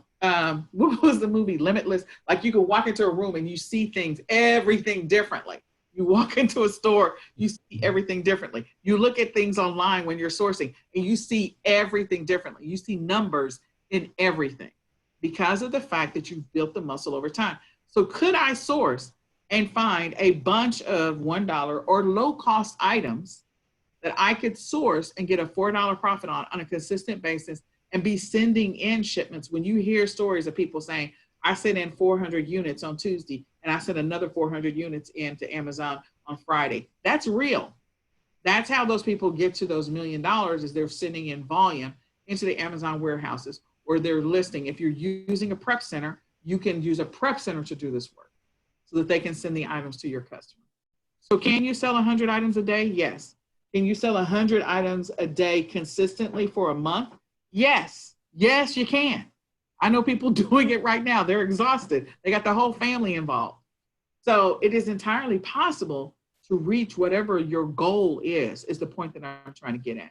And the way to do that is to be consistent in your business operations, to be consistent in what you're doing, and to be focused on, being focused on those things that you need to do on a daily basis to help build that muscle and to strengthen your ability to do good sourcing, strengthen your ability to find those products that are selling in the top 1%, and to make the kind of money that you're trying to get at. What questions? Where's age? Starting from age minute. Should be 57, not 19. Wait a minute. Hold on. Did you already tell me that one? Did I already do it? Yeah, I'm sure I already did it. Okay. I just wanted to it's not a big deal. I just wanted to make sure you corrected it before you send the spreadsheet out. That's not 75% of 79. Next one down. Oh. No, the 75% starts here. It starts here. It's always 6 weeks out. Your return is 6 weeks out in this example. So this is 6 weeks from the first time you started investing, which was up at the top. All right, gotcha. Yeah, everything is. So your results on this side under column H are all 6 weeks delayed. They're all delayed by 6 weeks. So the reality is, it doesn't have to be delayed by 6 weeks. The reality is that it really is probably only delayed by a week or 2 weeks if you're selling in the top 1% of the sales rank. So, does that make sense to everybody? Yes. Yes. Spreadsheet, and I can make it if you want, but you guys will have access to this. I can make it so, and remember it's tab 2, not the eBay tab. And Norman is using the eBay tab. you're focused on the Amazon tab. So I can change it to where your return is in 2 weeks instead of 6 weeks. But the point is, the fact that you can do this, and once you build the muscle, you'll be like, okay, I'm getting into sourcing. And so then you have that conversation that Renato was talking about, like, okay, I need to source more. I got to source some more this week. I have to source. Yeah, that's the whole game. And when you get down there and you're shipping out 2,500 units a week, well, first of all, you better be using Prep Center at that point, because otherwise you're working 24 hours a day. Yeah, you're not sleeping. That muscle that you talk about, you know, like myself, I'm having trouble with the 79 even. So yeah. Well, okay. So my average I used to ship in like 400 units. I used to do FBA, 400 units a week. So start off with something simple. Start off with something that's doable for you. Another way to look at it is maybe on Monday of every single week, I'm going to ship, or I'm going to source, and I'm just going to find 25 items to sell, period. 25 items, that's it. Don't try to overcomplicate it because it'll make you nuts. I'm just going to do a job this week. I'm just going to try to find 25 items. And 25 is really, really low. So I always try to make it something achievable. If you want to push yourself, say, okay, I'm going to find at least 100 items to sell this week. So you know that if you have to go find 100 items to sell, by default, you're going to have to spend some money. You got to figure out how to acquire them. And even if you don't sell them all on Amazon, if you sell them on some other platform, like I could not use Amazon as the example. I could use some other, platform. But the point is, every single platform is going to have some level of expense and or fee that you're going to incur. So fees are going to live everywhere, whether you sell it on eBay or Amazon or whatever. You're going to have fees everywhere.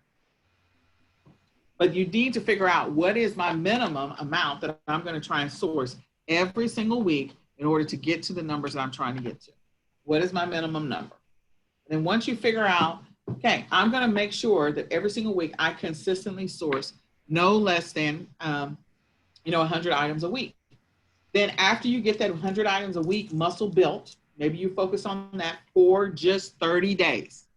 Then you go and say, okay, I got my 100 items a week. I got this down. Now this week, my stretch goal for this month, I'm going to source for 150 items every single week. So now you're pushing yourself to build the muscle of, I got to source 150 items this month, every single week. I got to figure that out. And then the next month you go, okay, now I'm going to source 200 items every single week for the entire month. That's how you get to those volume numbers.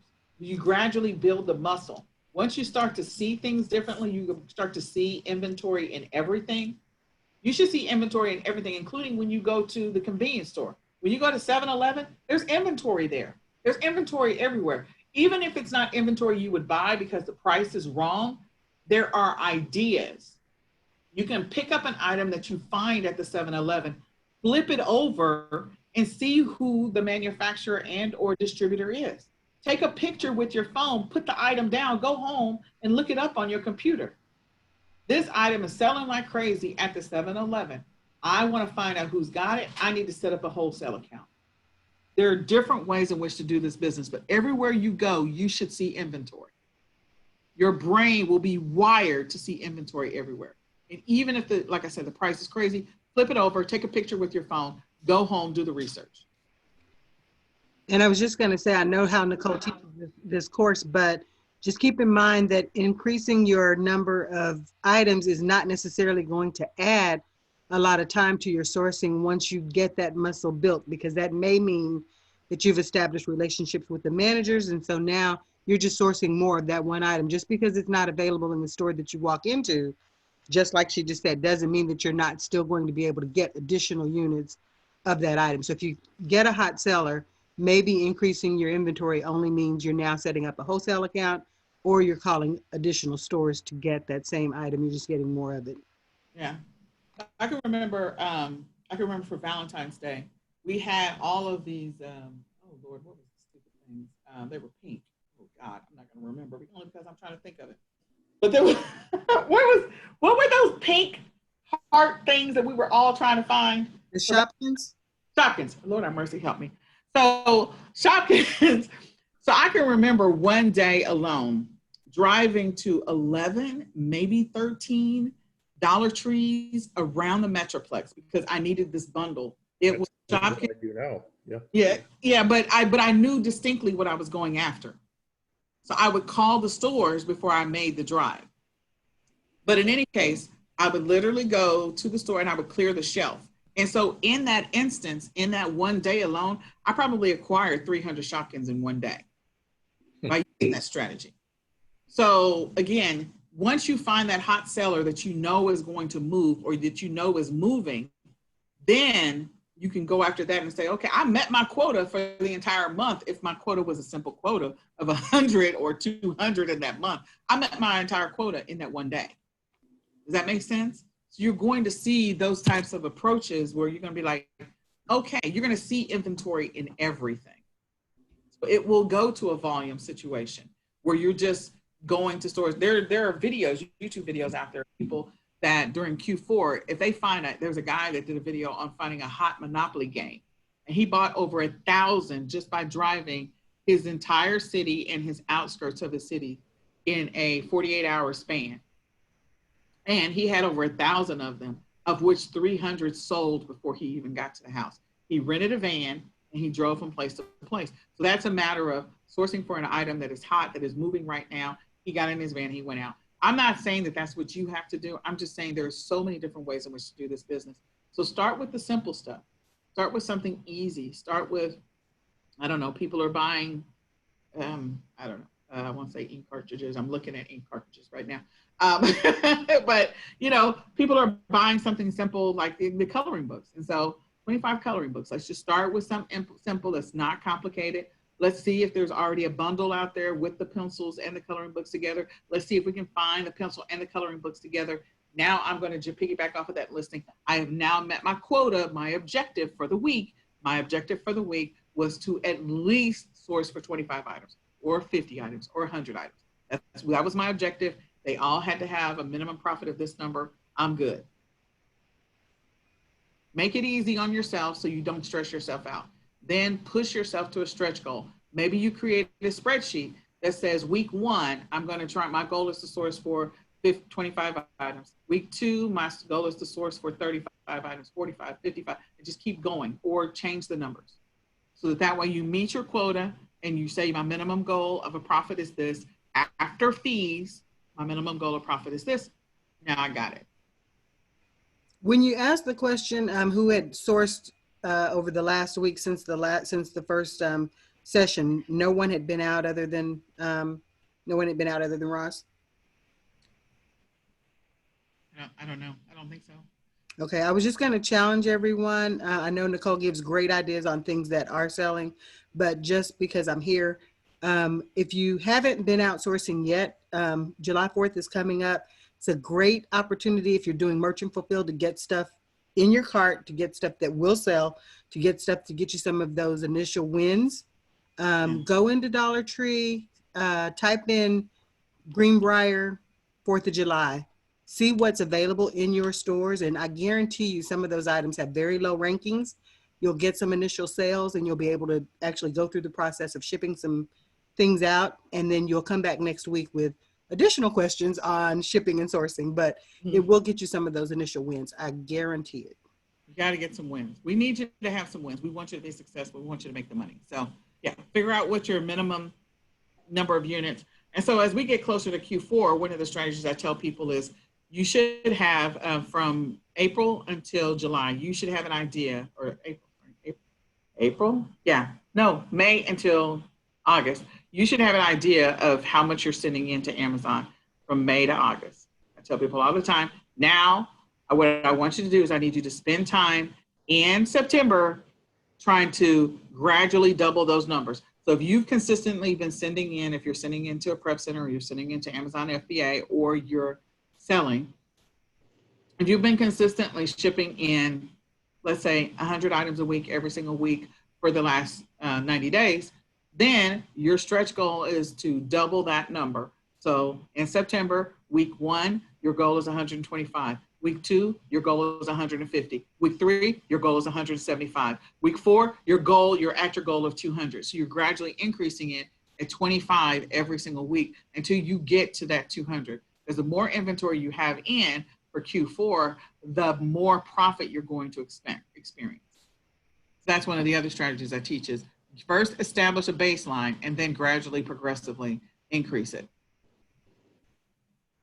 All right, so was this helpful? Will you guys use this spreadsheet to your benefit? Yes, I was just wondering how fast can we get this spreadsheet? I love it. Okay, so let me just share the link. Hold on, I'll share the link in the chat, and then you guys can. Oh my gosh, let me just. Can I? There we go. Thank you. Get this here. There we go. Now I got it. Took me a minute. All right, so I don't know. The other ladies, are you guys good? Was this helpful? No? Yes?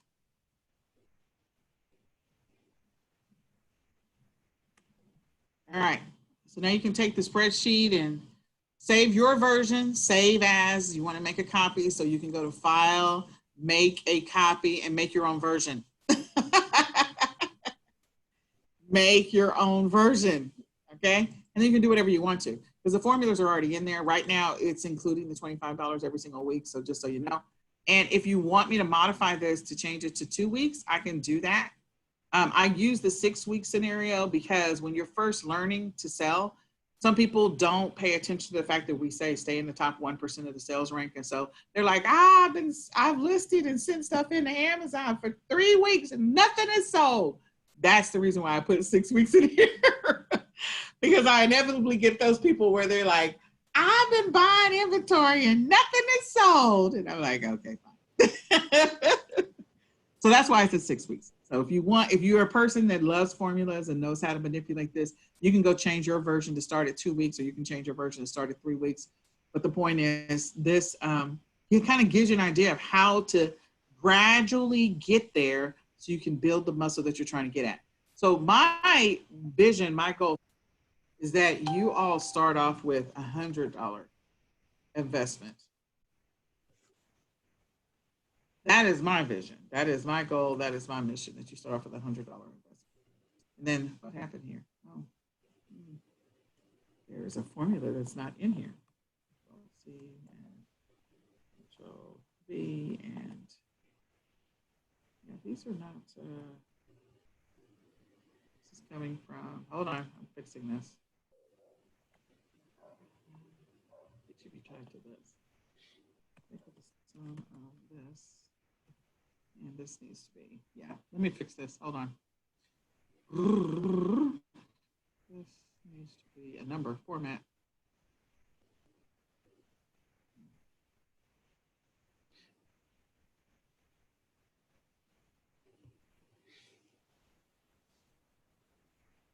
Format, number, duration, plain, more formats, there we go.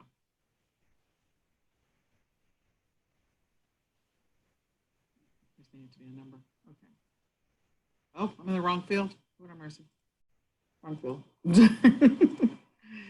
Just a second, I'm almost there. I'm a numbers nerd. Those who don't know, I really am a numbers nerd. It makes my team nuts. They're like, her and these dang numbers.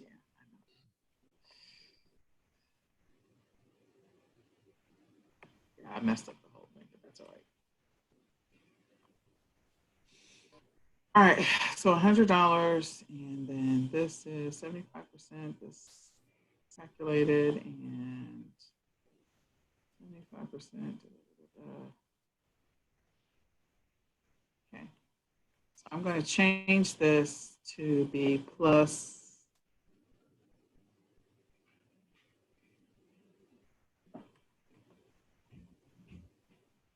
this. There we go. Now I think they're all connected. They weren't connected before.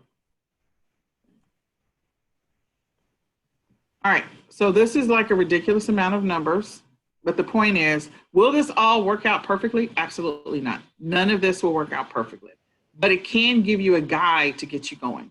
So if I change it and say, my goal, my wish, my dream for you guys is that everybody start off with $100 a week. Everybody. So you're investing $100 a week into your business every single week. And you're buying $100 in inventory. That's my wish for you. If you can't afford that, that's fine. I drop it down to 25.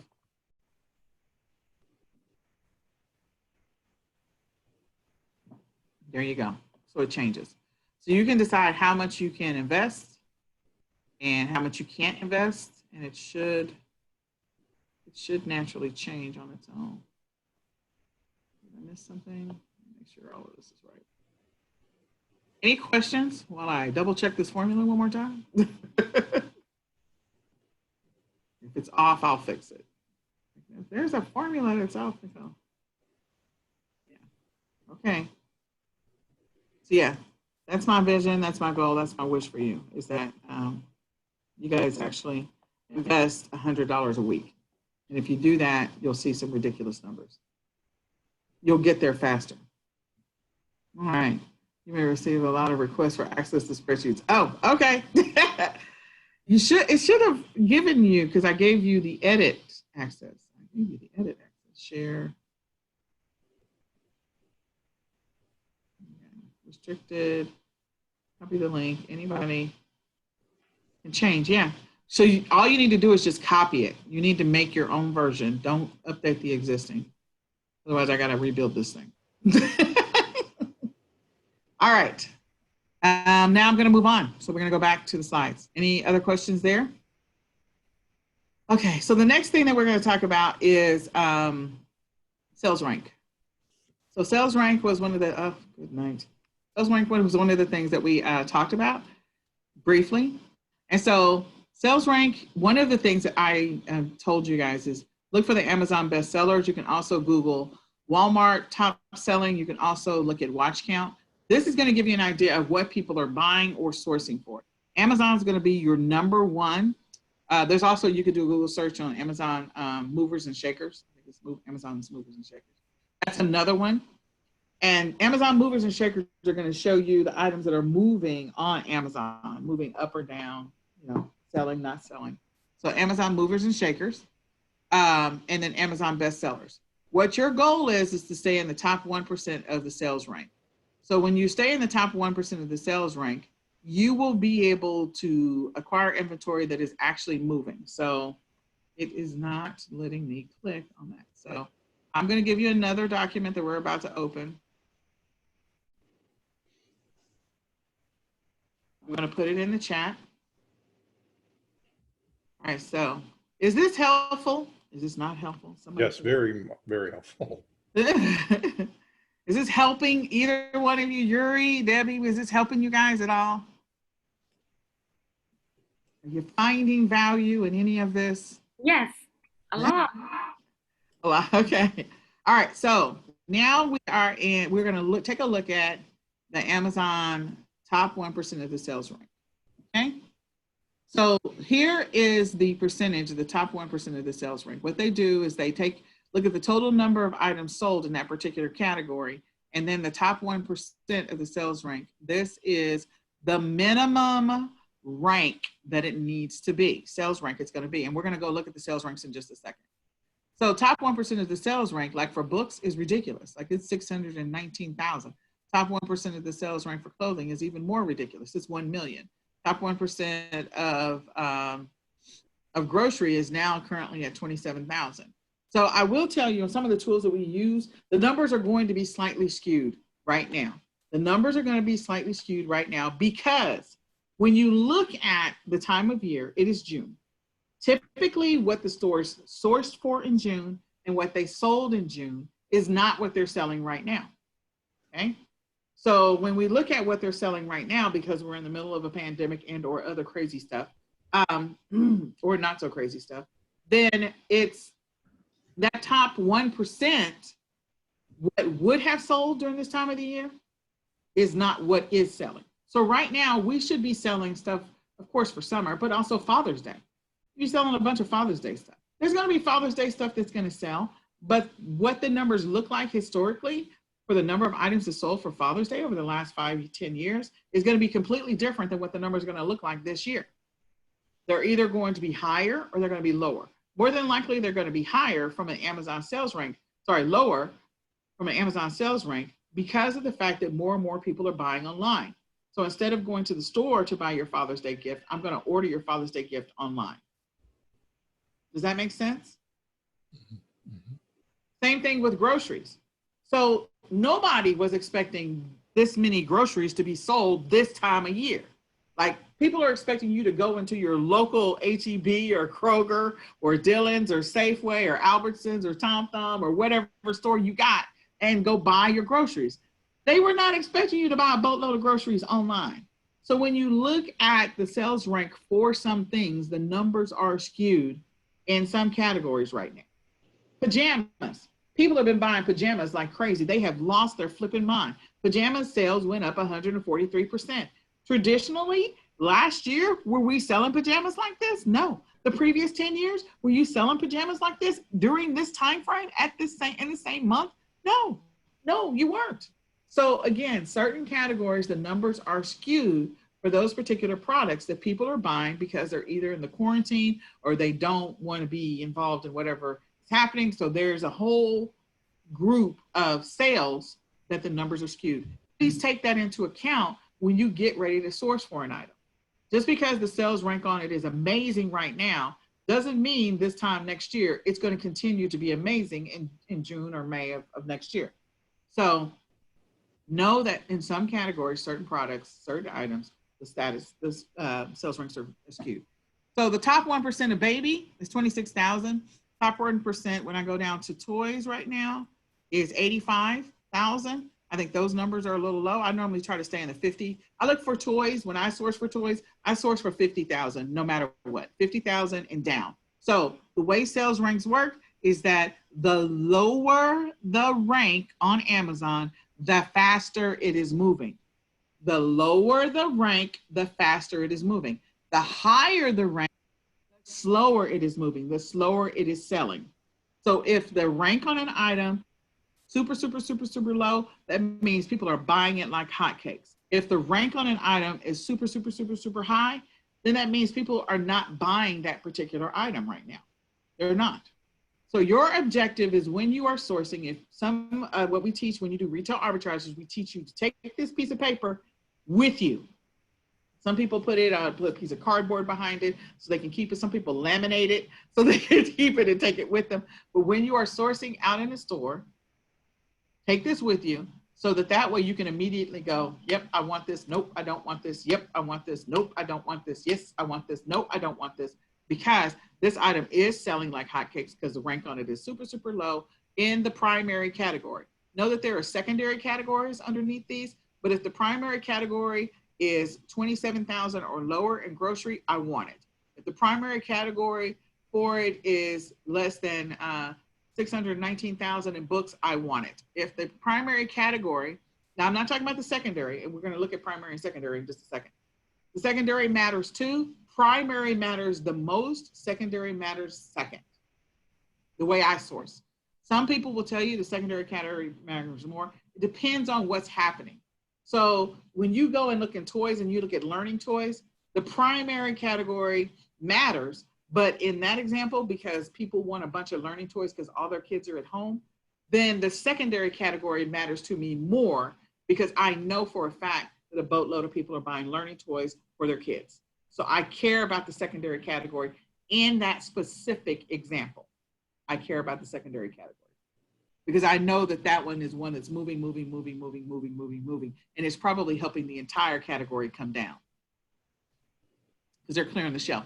Or like pools. People are buying pools like crazy right now. Well, they were. You can't get them now. All right, so let's go and look at, first we're going to look at Amazon bestsellers and also Amazon movers and shakers, Walmart top sellers. So let's go do this activity. So if you just do a search for Amazon best sellers,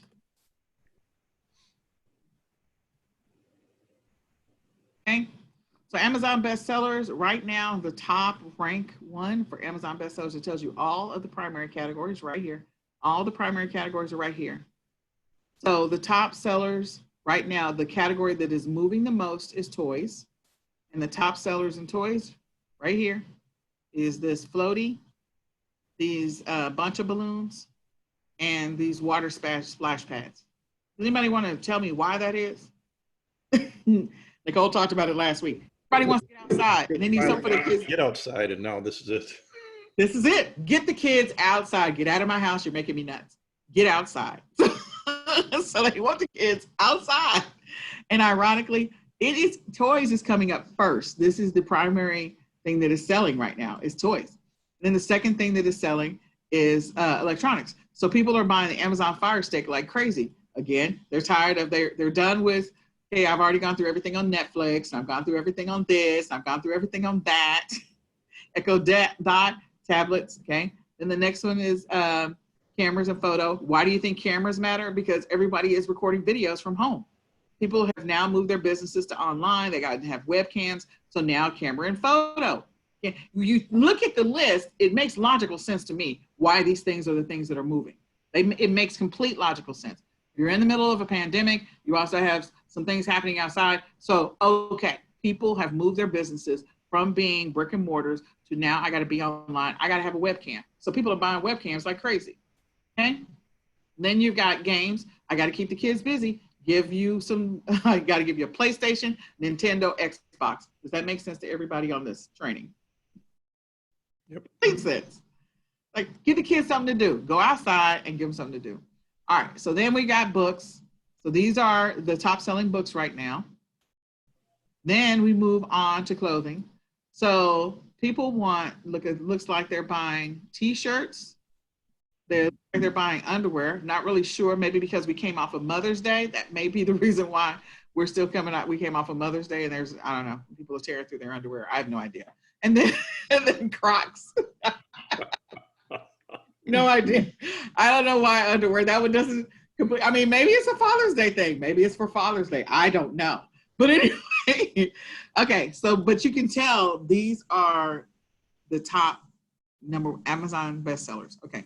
So now if we go through toys, okay, these are the things that are moving. The majority of these are all outdoor activities or things for the kids to do. Okay. Outside pool. You've got making bubbles. I've got whatever this is. It looks like a pogo stick or a jumper. Give the kids something to do. They got energy to burn. Collect all of your toys or whatever. Maybe I don't want all your stuff everywhere. Although this is butterfly. Yeah, it's a butterfly garden. Okay, that's good. Still outside. Then the walkers for people who have just had kids. Jenga, something for the kids to do. Activities to play fishing. So now I'm going to get the water pool and I'm going to play fishing. This is a bundle. This is a bundle. This is my jam right here. This is also a bundle. Little princess makeup kit. Then you got the bunch of balloons. This is a bundle. This is a multi-pack. So Play-Doh, giving the kids something to do. Here is Baby Shark activities, indoor activities. And again, they strategically use the words indoor activities in the name at home. Like that was very smart how they named that. And then Cards Against Humanity, painting rocks. Okay. Baby Yoda. Baby Yoda cracks me up. More splash pads, more pumping up stuff, more inflatable stuff, more outdoor stuff. This all makes sense to me. Like it all makes sense to me. This is stickers for your laptop and Dory. Everybody's been watching Dory stuff, Finding Nemo, Connects. Okay. All right, so let's go look at the floaty. So you guys can all take out your phone, your seller app. You can scan my screen or you can Google Amazon Top 100 or Amazon Bestsellers. Either Amazon Bestsellers, Amazon Top 100. It's all the same thing. And so I'm going to scroll down. You can scan this and see if you can sell it. That's the first thing. Denied. Next thing that I do is I teach people once you find stuff, you can left click on it and then you can search Google for this image and you can find out who is sourcing, who is selling it. So I want to say Five Below is selling this particular item. So BJ, let's see, some more items. Amazon. Keep going. I want to say you can find Aqua at Five Below. Let me just look. One of my favorite stores. Come on, house.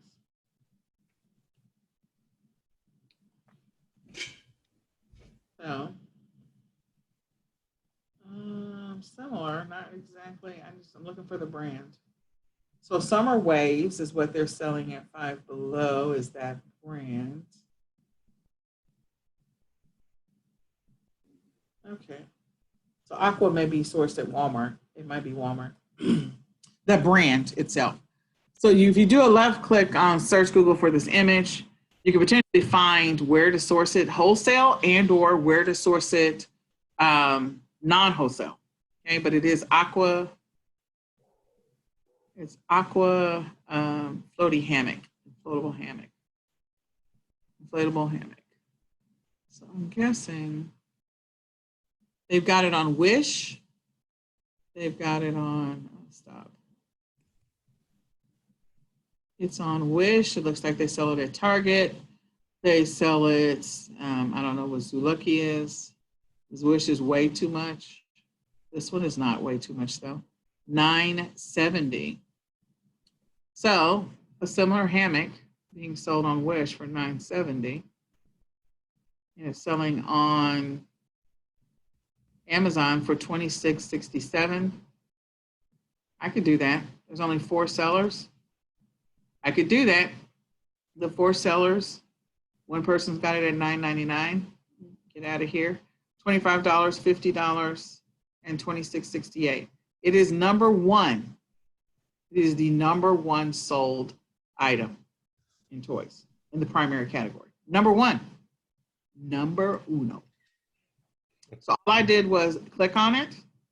I did a left click and I said, search Google for this image. And then I go down the rabbit hole of trying to find who's got it and who's got it for the cheapest price. $9.70 is not bad at all. Zulily has got something similar for $8.99. You have to make sure if you're going to piggyback off of a listing that it's the identical item, meaning the identical brand, so that you don't get into trouble. Okay? But yeah, do left click and search Google for this image. So what else do we need to know about this particular item? So one of the things that I said immediately, and I am in incognito. So I have a bunch of Chrome extensions that will launch if I'm not in incognito. So I'm incognito for a couple of different reasons. One, I don't like people following me all over the internet. But 2, I can just show you the raw data without using the Chrome extensions up front. And we're going to get into some Chrome extensions. So we've got the 4 sellers right here is telling you how many sellers are on the listing. You can also see it over here. And when I click on it, it tells me what the sellers are selling it for. This is the same thing that shows up on your seller app. So you see the same data on your seller app, okay? As I scroll down, you see this is sponsored. Customers who bought this item also bought these items. Customers who bought this item also bought these items. This is where you need to be paying attention. This is like gold sometimes, because if customers bought that item, also bought this item, that's helpful information for you. And that's Amazon telling you point blank. As a seller, you might want to bundle these 2 together. So if that one is number 1 and you put it together with another bestseller, what do you think is going to happen? You'll be able to raise the price. So you combine the 2 together. Maybe you get each one of them for $9. You paid $18 and you sell both of them for $45 or $50. I'm just saying. That would be me. That would be what Nicole would do. Then it says customers who viewed that item also viewed these items. I care about the viewed, but I care about the bought more than I care about the viewed. Okay.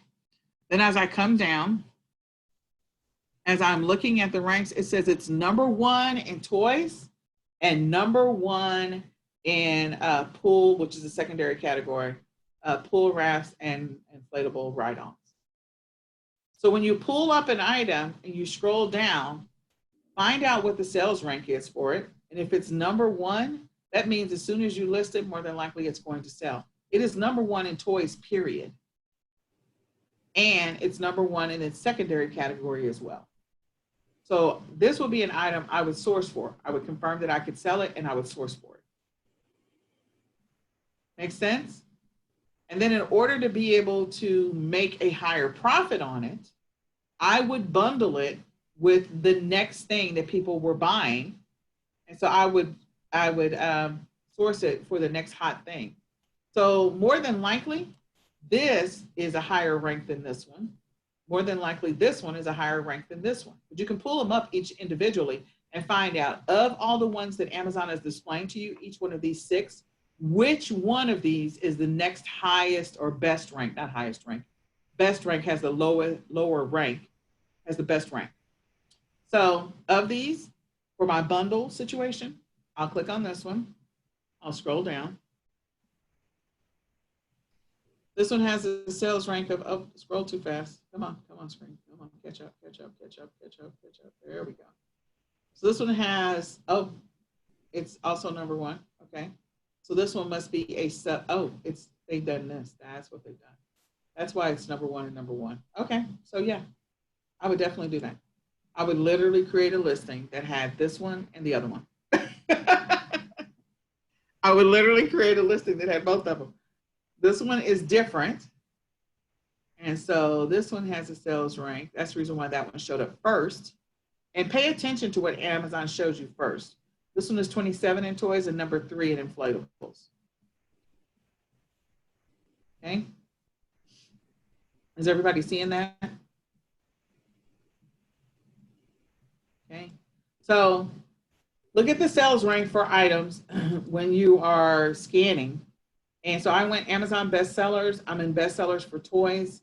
I'm looking at these items. The other thing that I might do, so here is markers and pens. I care about that. Connect Sans. So I'm going to go click on Connect Sans because I know parents are looking for things for their kids to do. And that's a bunch of balloons. Another Connect Sans. Now that's the first time it comes up. Yeah, that's the first time it comes up. Okay, so let me go here.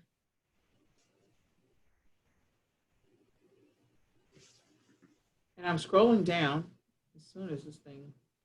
So I want you to see that this one has a choking hazard on it. And it's also saying frequently bought together. So if they buy this, they frequently buy the extra Connect Sans. I will tell you, I am this parent. I have bought these 2 together. So this would be a bundle that I, Nicole, would create and sell. So it says the total price of these, if you bought them individually, is $35.97. If I can find these for a reasonable price, I would probably sell all of these for $45 or $50. I would create the listing and I would sell them for $45 or $50.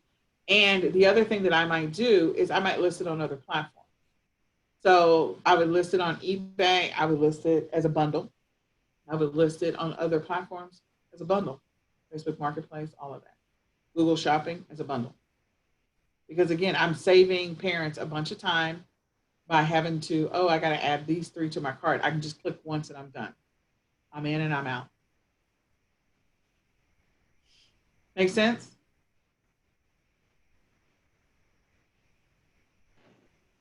Anybody got any questions there? Are you going to go through the profit margins? Then, like, I'll take that aqua one, that first one, that was a number 1. Mm-hmm. Are you going to go all the way through and see what your actual profit off buying that one item would be? Yeah, if you scan it. So if I scan it on my phone right now. Okay, I think my son walked off with one of my phones. Hold on just 1 second.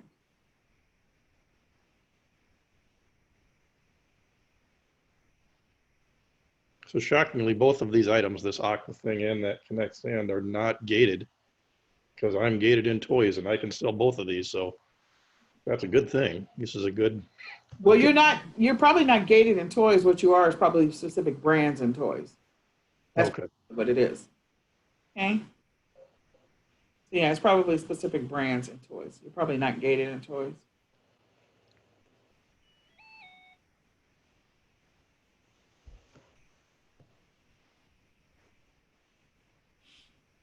Okay, so hold on.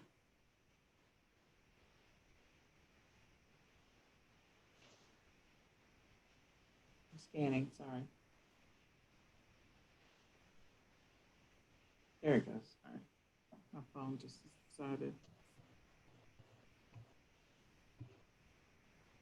Come on. I'm trying to get it to scan. It's not cooperating right now. Let me do this over. There we go. Scan the image. Okay, for Amazon bestseller. Okay, so I am going to stop sharing here, and I'm going to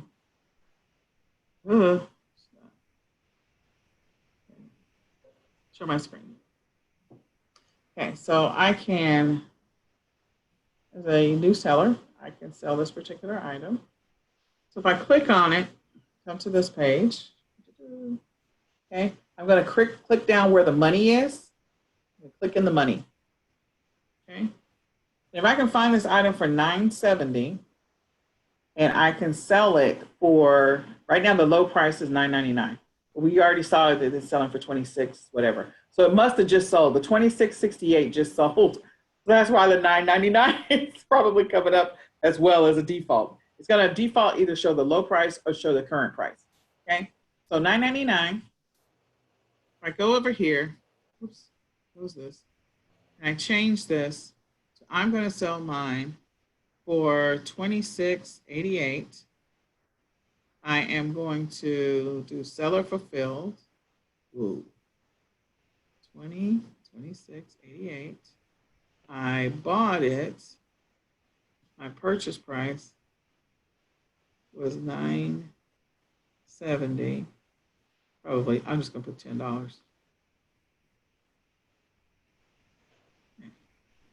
All right. So if I do seller fulfilled, go.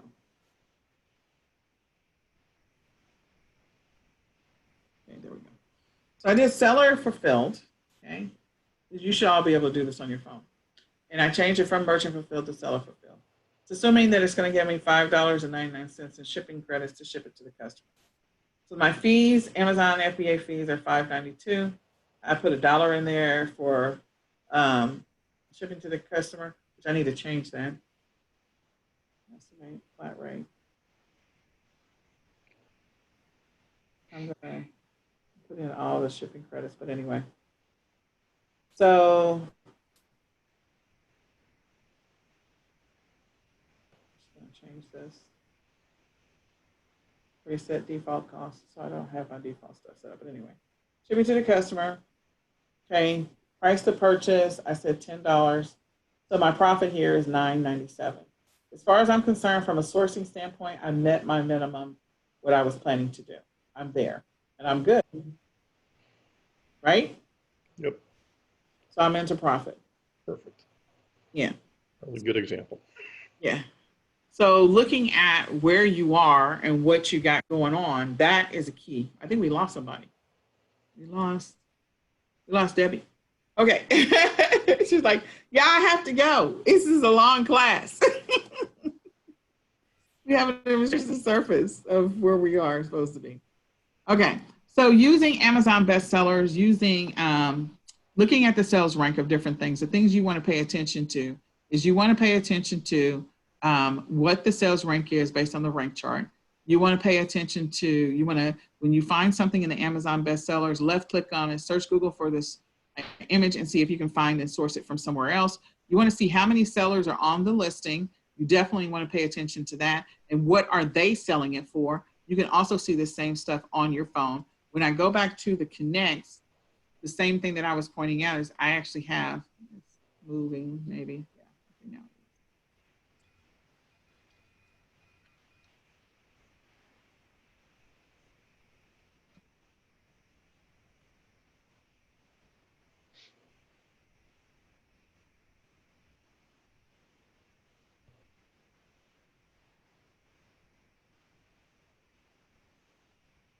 Okay, so when I come over here, it says that I have 8 sellers.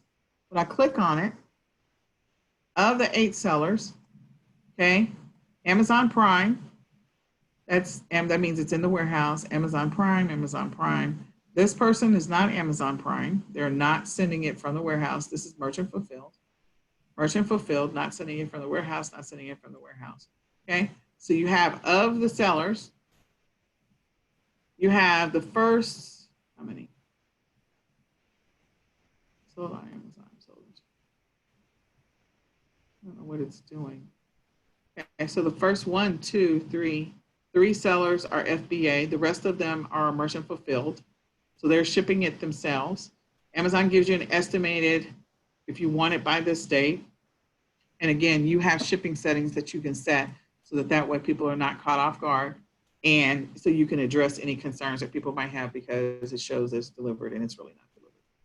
But pay attention to this data because this is helpful data to you. So you see some of the merchant fulfilled are selling it for higher. You can also come over here and you can also see on this side those other sellers. So when I go to, this is where I get this information. You also see this, the condition. So they changed this view. So give me just a second. This view didn't used to look like this. So what they used to, new. Okay, so this one does not say new. So I'm guessing they probably put this as used and very good only because they may have bought it and the box is damaged or, and so here's my tip to you. If you buy inventory, you buy the box is damaged or you buy it and you can't prove the purchase of it, like if you bought it from a thrift store or something like that, selling it as used and very good is okay. You can do that. Some things Amazon does not want you to sell used. Sometimes they will allow you to sell used things. So just know that that is an option. And if it is truly used and or if the box is in bad condition, sell it on eBay. Don't sell it on Amazon. You don't want to take a chance with your seller matrix. Just don't do that to yourself. Okay. Then if I go and do a search for Walmart top selling, again, getting sourcing ideas. What is moving? What is not moving? What are people buying? What are people not buying? So then if I go to Google, Walmart top selling, I can come here, I can go through the different, see all the departments. And if I want to go look at, we're seeing maybe toys, seasonal, I don't know where toys. Nope, I don't want it. Personal household essentials. Okay. Spray and wash. I would have never thought this would be a household essential, but whatever. I would not have thought this would be in the top selling. Am I looking at the top selling list? Walmart top selling. Is this right? Okay, so you can do a search for Walmart. It may be because it's my store. I think that's maybe what it is.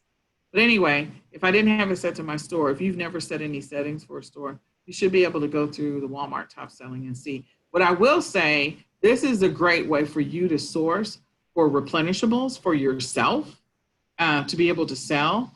Also know that Walmart has third-party sellers on their platform. This is clearly not sold by Walmart. This one's not sold by Walmart. This one's not sold by Walmart. These are not sold by Walmart. So be mindful of that if you're going to place an order for inventory from these guys. But if you can sell it directly from Walmart, like this one's clearly eCom. Yeah, just be mindful of that. There are third-party sellers also on Walmart. So I just wasn't expecting that to show that. Maybe it's this one. Top selling collection. Nope. Top selling Walmart products. Nope. That was top selling, Nicole. You just need to go back and refine it by store. By store. Yeah, I think that's what my issue is because I was on the store. But in any case, you can use Walmart top selling to do research. My favorite is Amazon bestsellers. So we've already talked about that. And then if you go to watch count, it gives you another idea because if it's selling, the second competitor to Amazon right now is eBay, although Walmart is coming in really close these days. So if you're trying to find out what people are searching for and or looking to buy, watch count is not bad. It is not always easy to review, but it's not bad. So you can come over to watch count. You can take a look at what's moving. It will also give you some ideas for what potentially to sell. So if I go to toys, so it looks like people are looking for Pokemon cards. They're watching. So this is what people are looking for. There must be a lot of auctions out here. There may be a lot of auctions. Yeah. So toys, still more stuff. There's collectors. There's a boatload of collectors looking for stuff. This is actually a prime time for collectors too. People that sell collectibles to acquire collectibles because there's a lot of stores, unfortunately, going out of business. So the eBay business is going to get a serious influx because of the fact that there's going to be a lot of inventory that people have to get rid of. So the stores are closing. So also look at Google Trends. What are people buying? So always you just do a search on Google, or you can actually go to Google Trends and go and see. But stay in the top 1% of any sales rank category. That's going to help you in your business. So I'm going to throw some links at you guys so we can smooth this along. We have hazmat, we have restricted categories. So here are the categories. You have not gone through and looked at the Amazon categories in which you can sell. Paste. Going to give you the categories. Also going to give you, restricted. And we host an auto engaging party. We host it every other week. And it is intended to help people just to go through and click request approval for stuff. So I encourage you, if you have not attended, request approval. We give you a list of ASINs to try to get approved in. So go and try and get approved and to sell those particular items. Okay. All right. So now that we have these links, let me open these up in another window. I'm going to have to close some of these windows.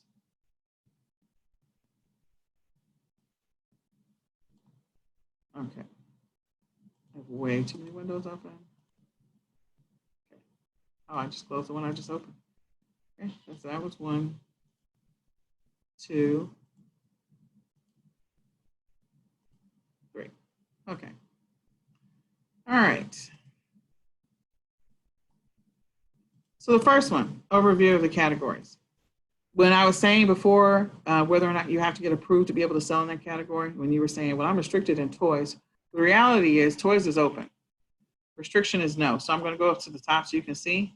So this is how they want things to be sold. The condition must be new or used in some cases, and that was under toys. Approval required. So to sell in this category, the answer is no, you do not require approval. That does not mean that some of the subcategories and or brands are not restricted. But toys is not a restricted category. The category that is restricted is automotive and sports. So that one is a restricted category. You have to request approval to be able to sell there. Collectible coins is a yes. Entertainment collectibles is a yes. Fine art is a yes. Music is a yes. There's a lot of stuff that's, anyway, sports collectibles is a yes. And DVDs and watches is a yes. To get approved in watches is not that hard. To get approved in DVDs and automotive is not terribly hard. So the rest of these, it's just a matter of clicking on request approval and or some other activities. We won't get into the weeds on everything, but we'll talk about some of it. What you need to know is when you are scanning something and it says that I am restricted, I'm not able to sell this, whatever the case may be, you are probably restricted because of the brand, because there's a significant amount, or the secondary category. There's a significant amount that's open on Amazon to be able to sell. Most of the time you're restricted because if it's something you have to ingest or put onto your skin, that is something that Amazon wants to make sure that you're a legitimate seller for. And then there's other reasons why they restrict some of these. So the subcategories may be restricted, like health and personal care is open, but certain subcategories require approval. Okay. So just be mindful of that as you're going through and going, well, it says I'm ungated, but yeah, certain subcategories are required. And there's a whole nother approval process for the holidays. The holidays, that's a whole nother approval process where you have to sell a certain amount in order to be able to get approved to be able to sell there in the holidays. Okay. So we will go through the holiday stuff in eCom Sellers Academy, and we'll probably go through it towards the end of mastery. We won't get into the weeds right now. So pay attention, go ahead and you can review that link. The next one is restricted products. So these are the things that Amazon does not want you to sell or restrict your selling of when it comes to selling on Amazon. You can go into some of these. So if I click on alcohol, they're going to walk you through what's permitted and what's not permitted. So examples of what's prohibited, examples of what's not prohibited, and they will let you know what you can sell. So if you're not a pre-approved wine seller, more than likely you're not going to be able to sell wine. Okay? You can sell wine and beer making kits and products that do not contain alcohol. So if you got some kits you want to put together, you can sell those. Things that are alcohol related accessories like a corkscrew, you can sell those. And a lot of people sell the decanters and the containers. They sell those, a lot of those. And then any alcohol related memorabilia that does not contain alcohol. Okay. So if there's a Corona can that does not really have Corona beer inside of it, you know, and this the whole coronavirus, I've seen some of those where people buying glasses and certain types of memorabilia bottles because of the coronavirus. Okay. So go through the restricted products. I'm not going to go through all of them. Make sure you're mindful of what's restricted and what's not, because we don't have time. But there are things within some of these that you can sell, so you can find out what is approved and what's not approved. And it goes all the way down, you know, like firearms, they're not going to allow you to sell that. They will allow you to sell some sex toys and recycled items and pesticides.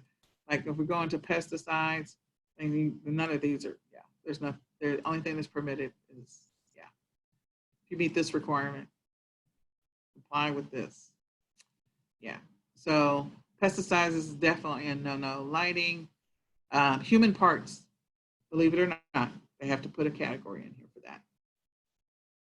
Okay, and then the last but not least, hazmat. You need to know about this, whether you can or cannot. So even if you scan something and it comes up, you get some kind of other message on it, probably because it's a hazmat. So you want to be prepared to be able to answer the questions when it comes to hazmat related items that you can and cannot sell. So I put all of these in, these are prohibited items. So you can't sell fireworks, you can't sell flamethrowers, you can't sell flash paper, you can't sell gasoline. So what you can sell, like the outdoor lantern lights that have the little LEDs on the inside, you can sell those. So, you know, but there's a lot of stuff that's flammable that they don't want, that you cannot sell on Amazon. So, okay. All right. So the last thing I do want to say is, if you want to get on our ungating party, what we do is we recommend, if you have some ASINs, if you're doing it from your phone, that's fine. You can click request approval from your phone. Or I'm trying to see if I have another link I need to share. No, I don't. Okay. If you request approval from your phone, you can click request, or, you know, to see if you'll auto approve you. You can also log into your Amazon back office. You can go to add a product in your inventory, enter the ASIN, click on request approval, and then they'll either give you a yes or a no. If they give you a no, if you've been denied, make sure you go back about 3 to 6 months later and try again. So make a note of that ASIN. Make a note of that ASIN. Make a note of that ASIN. Come back and request approval 3 to 6 months from now. Okay? And continually request approval on a regular basis. Try to make that one of your habits, that at least, you know, 5 times a week or once a day, you request approval for something. Because the more you are able to sell, the more consistent you are in your business, the more Amazon will auto approve you to be able to sell more things. The more inconsistent you are in your business, the lesser the chance that you'll be approved to sell things. So make sure that you are consistent in your business, and that every single week, multiple times a week, maybe once a day, you're going through and you're requesting approval to be able to sell at least one thing a day, at a minimum, one. You should put that on your calendar, on your schedule that you build for productivity, so that you have the opportunity to get approved. All right. So customer service. Customer service. There is so much to say about customer service. I'm going to give you just the Cliff Notes version. There's a lot of stuff, because you're an Amazon seller, that Amazon's going to take care of. But if there's anything, if a customer sends you a question, make sure you respond in a timely manner. Please respond in a timely manner. Since we know we're in the middle of the pandemic, letting a customer know after you put in the tracking number, what I said earlier about the fact that please allow an additional 24 to 48 hours for that item to actually show up on your front door, just in case it's already marked as shipped or delivered. It's been delays with the carriers. Just make them aware of that. And if you have a link from some of the carriers, like UPS has a little sentence at the top of their page. Not everybody pays attention to it. It's at the top of the page. It's not in giant print. It's in small print, so you don't see it. But some of the carriers have that. You can put that at the top that says, hey, please allow additional time. So be mindful of that. To minimize your complaints, try to only sell items that have a good rating. So an example might be, oops, hold on. If I go to Amazon bestsellers,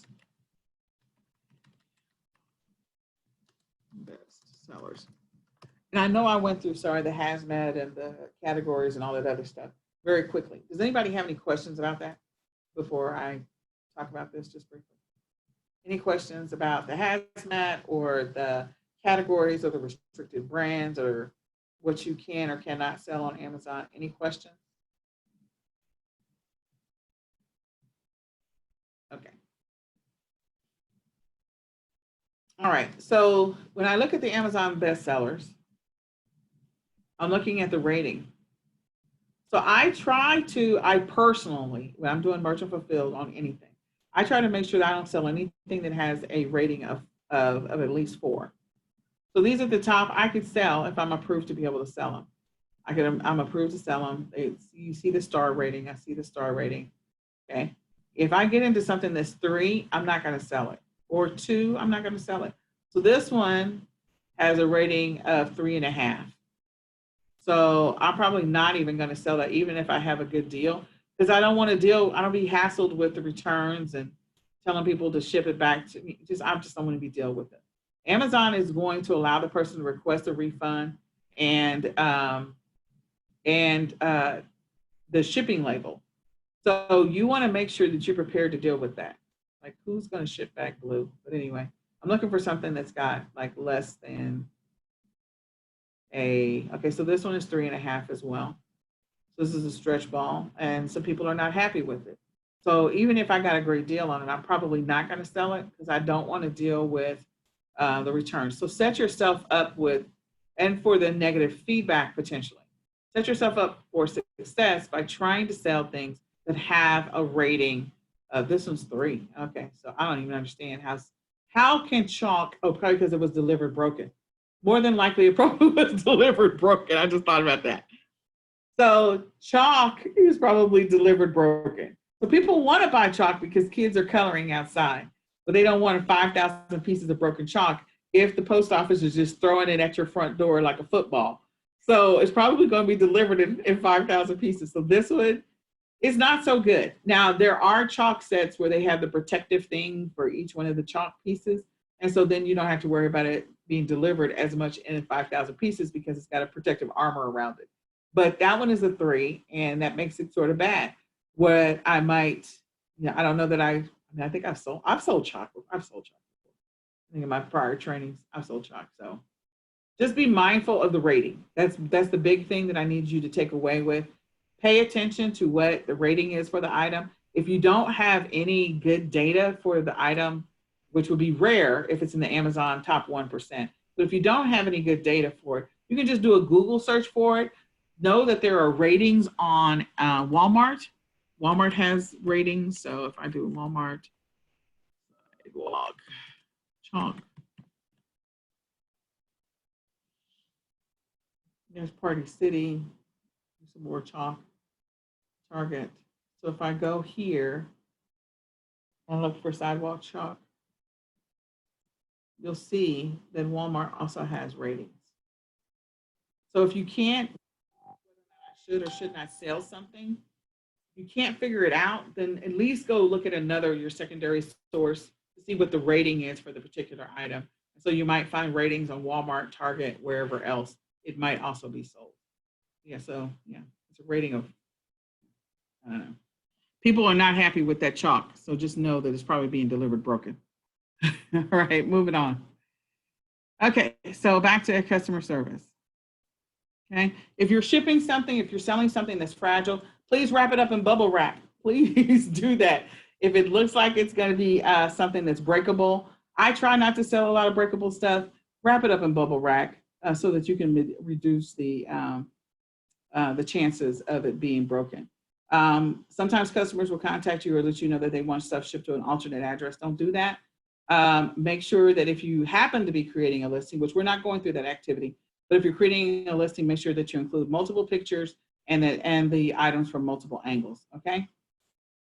What other things? So the rest of this, I'll let you make sure that you have all the accurate information and the dimensions.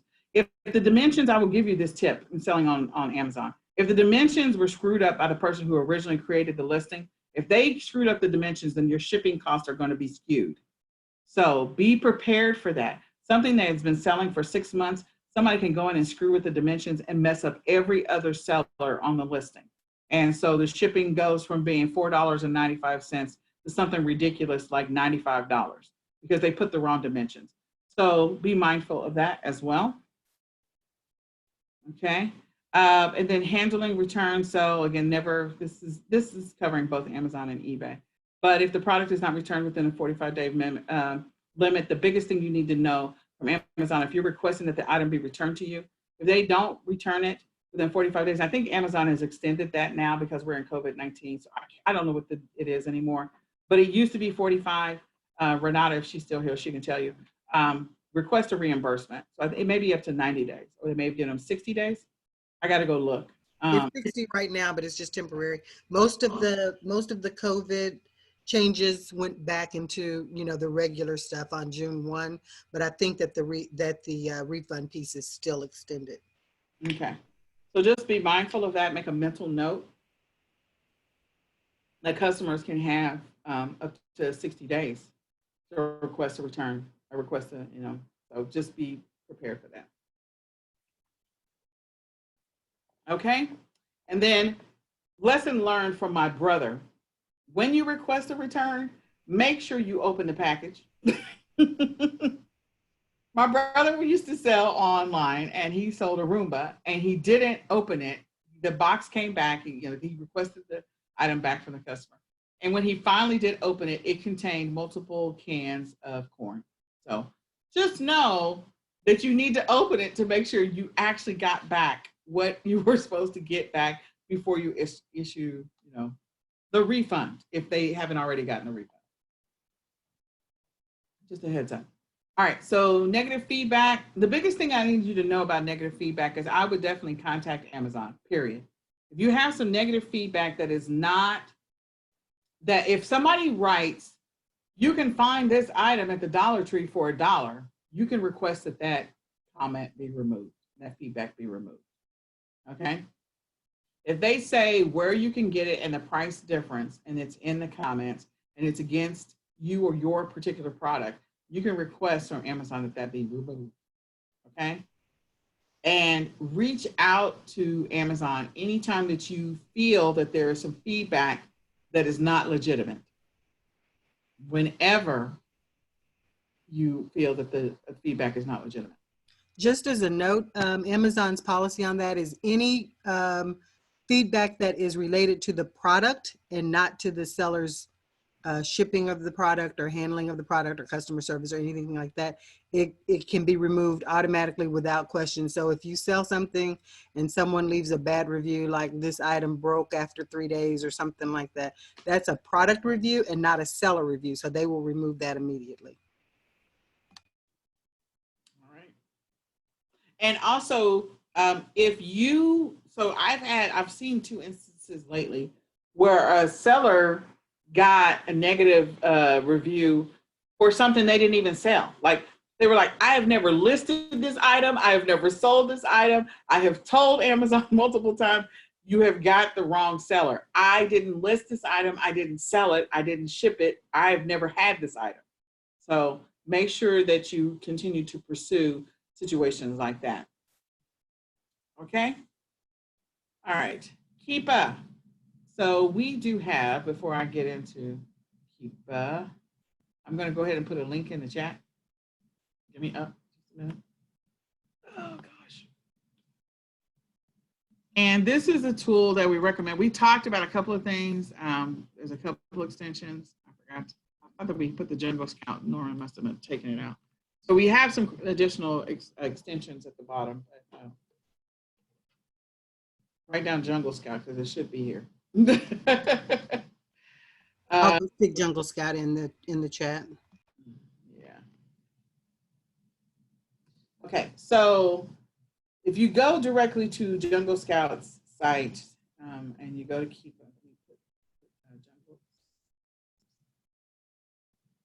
this. So I put Keepa in the chat.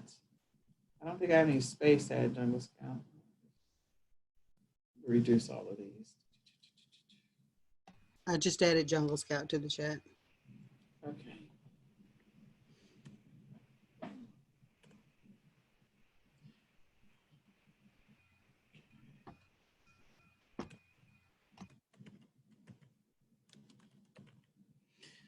Okay, so Jungle Scout has a free search tool. I knew we had put some of these in here so you guys could look at them. I don't know. I'm going to have enough room for this. Put it 12. There, okay. All right, so let me go back. Okay, so Keepa is your friend. Keepa is a great way to go and get sales history, to be able to see what a product is sold for in the past, for a specific time period. You can use it as a Chrome extension or an app, and you can upgrade to a subscription if you want to. If you don't want a subscription, you can use the free version. If you do use a subscription, you're going to get some additional data. You gain access to some additional data about that product. So why do you care? Well, people are trying to figure out, like if Renata's trying to figure out, or I'm trying to figure out whether or not I should sell something. So the sales rank on an item might not be in the top 1% of the sales rank right now. It might be in the top 3%. But if I know that this item is about to move from the 3% down to the 1% because it is traditionally purchased around this time of year, or is traditionally purchased because this holiday is coming up, or is traditionally purchased because this event is coming up. Like when it's time for the Super Bowl, you will find that there's a boatload of stuff that people will start picking up around November and December because they're football fans for college, they're football fans for the NFL. So they're going to have tailgating parties. So items to be able to sell that are tailgating related, you will see initially there will be sales here and there. It'll be random. And then all of a sudden the sales will start to spike and you will see a boatload of sales. So I know I'm going into that time period where people are going to be buying things for tailgating parties or back to school. Again, right now, back to school data is kind of skewed. Just know that it's skewed for 2020. If you look at notebooks and folders and crayons and markers and rulers for last year around this time, you will see that the sales were probably flat. And then the sales start to spike as you get closer to July and August because kids are going back to school. So some of the items for back to school, the numbers have been ridiculous starting in March because all the kids' backpacks and school supplies were at school. They literally went on spring break and never came back. So parents had to buy a bunch of stuff online. So those numbers for those items are going to be skewed. But know that Keepa is a great tool to use to find out what an item is selling for, how much it's been selling, how frequently it's been selling, what the sales rank of it was, so that you can make a decision as a seller, as an entrepreneur. Should I continue? Should I go ahead and clear the shelf and buy this item? Should I source this item? Should I not? I love Keepa. I think it's a great tool to use. You can also track when the price changes on something. If you have the paid subscription, it'll send you notifications so you know whether or not to go on and make adjustments to your particular item. So one of them that I did this with was the Advent calendars. So we sell a bunch of Advent calendars. We start selling them in October and November. Yeah. So we start selling them around October, November, Advent calendars. And you will see that there will be a spike in sales for Advent calendars. We'll go all the way up through December. But, you know, the rest of the year, Advent calendars are really not moving as much. So that's another one, you try to pay attention to. When should I start sourcing an item? Again, because there's a cycle of certain things that sell around a certain time of the year. When you sell long enough, you will start to learn that pattern, and you'll be like, okay, like calendars. You learn when calendars sell. You learn when wrapping paper sells. You learn when inflatable sells. You know, these are things that are seasonal, but they have a spike. They have a gradual. The rank on them might be 5% of the sales rank, and then it'll just get ridiculous, the 1%, and then it'll come back down again. So Keepa is a great tool to use for that. So we have a picture of a Keepa chart, which is not a really good picture, but it is what it is. But what you'll see is, you see up here, there's got like new and used, and you see markers when somebody got the buy box. And you'll also see like the lowest price, current price, highest price, the average price. You'll see price drops. You'll see what the prices are for used. You can also see when it became out of stock. So when it becomes out of stock, if you're that person that's buy and hold, where you're buying inventory and you hold it because you know it's going to sell, and when other people go out of stock, you make sure like, okay, my item is there. So some people's whole strategy is to source for items that they know will go out of stock so that they will be the only seller on the listing, which is an awesome strategy because that means you'll always get the buy box for a specific item when you can tell, okay, historically this thing has started going out of stock. Does that make sense? I don't know if I lost you guys. Are you still there? I know I've been talking a long time. No, this is a good, Keep is a great, probably the best tool, I think. Yes, I think it's a great tool. So I encourage you, go and check out Keepa. Look at this chart is really bad, but like I said, you can see what was happening with the data, what the sales rank was for it. You can see when it was out of stock. You can see when people were buying it like crazy. Like you'll be able to see all of that data using this Keepa chart. And this is an old picture. It's like, wow. Sales rank 2016, 2015. So we need to take a new picture and put it in here. But the point is, Keepa is a great tool to use. So we encourage you can use the free version of the Keepa tool. And then down here at the bottom that we cannot see, so let me go back. Down here at the bottom, you can also install the DS Quick View Chrome extension. You could also use the Jungle Scout extension. So Renata put the Jungle Scout extension in here somewhere in the chat. Jungle Scout Estimator, which is a great tool. Here, so we'll have it for next time. So you can use that, and that kind of gives you an idea. Again, the numbers are skewed. It's based off of what the sales rank is. It's not exact, and so, but it's just like, hey, this, based on the rank, it's probably selling this many times in a month, blah, blah, blah. And so that's, that's the whole idea there. So the last thing I do want to say, let me go over to my other window. So I said I had a boatload of Chrome extensions. Some additional Chrome extensions that we didn't put here, and we're going to talk, we have a whole session on tools, but I do because I want you guys to get busy. I want you to get busy right now. So DS Quick View is one of them that I encourage you to also use. You can add the Chrome extension. And if I look for the Aqua Hammock, I probably should have just said Aqua Hammock, Amazon bestsellers. Let me just do that so I can find it. I'm probably going to type it wrong. Amazon best. Wow.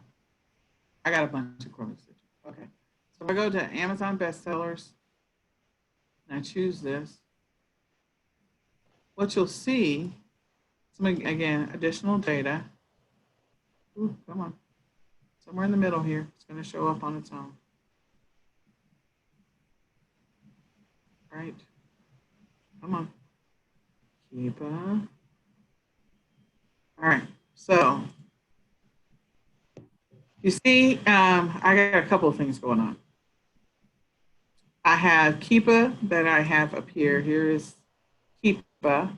I also have Amazon DS Quick View. I also have all of the coupons. I have all these Chrome extensions. I have all of the stuff that's showing up automatically, which I don't want.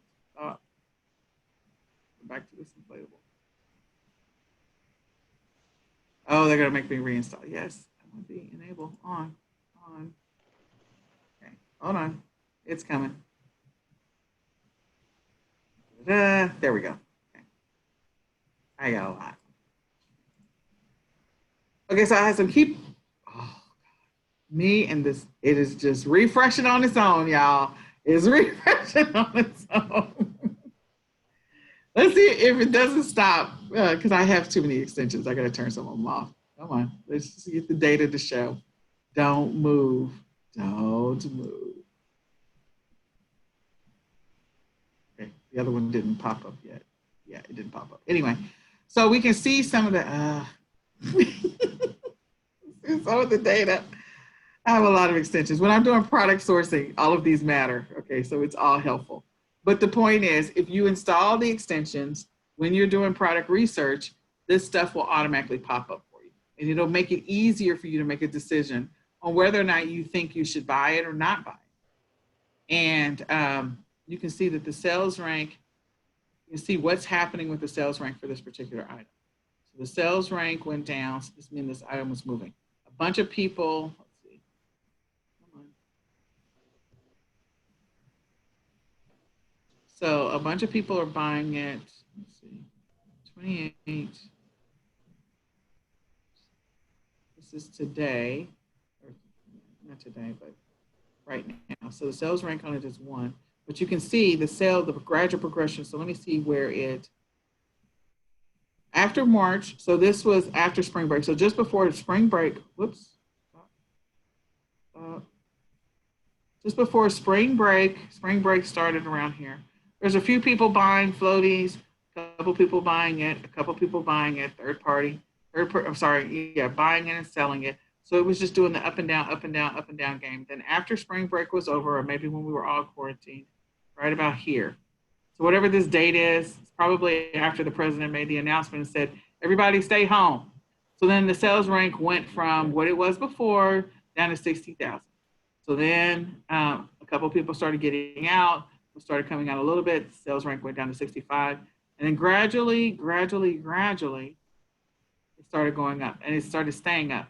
It would have naturally probably stayed up or gradually started going up from this date, only because the fact that you're getting closer to the summertime. But anyway, it had a little bit of a delay. So if you were to, stop. If I were to look at the data, I did not mean to do that. If I were to look at the data from last year, if I went back a full year and I looked at the data, I would probably see that this particular item actually started spiking and at the beginning of March and continued to spike all the way through, more than likely, instead of taking a dip and then going back up. That's all I was trying to get at. But of course, I digress. I'm clicking too many things. So the price on it right now, the sales rank is amazing. You can see what other people are selling it for. You can see the buy box. You can see what is happening with it. Yeah, I have too many Chrome extensions, I know. That's why I also use the other one. But these are all good markers for you to know. You know, somebody did a warehouse deal for 2022. Somebody saw it used right around here. Then if I come down here, trying to look at some of the data that's down here. Inflatables have always been popular. Let's see the review count. So it looks like it started getting a bunch of reviews. Scrolling down.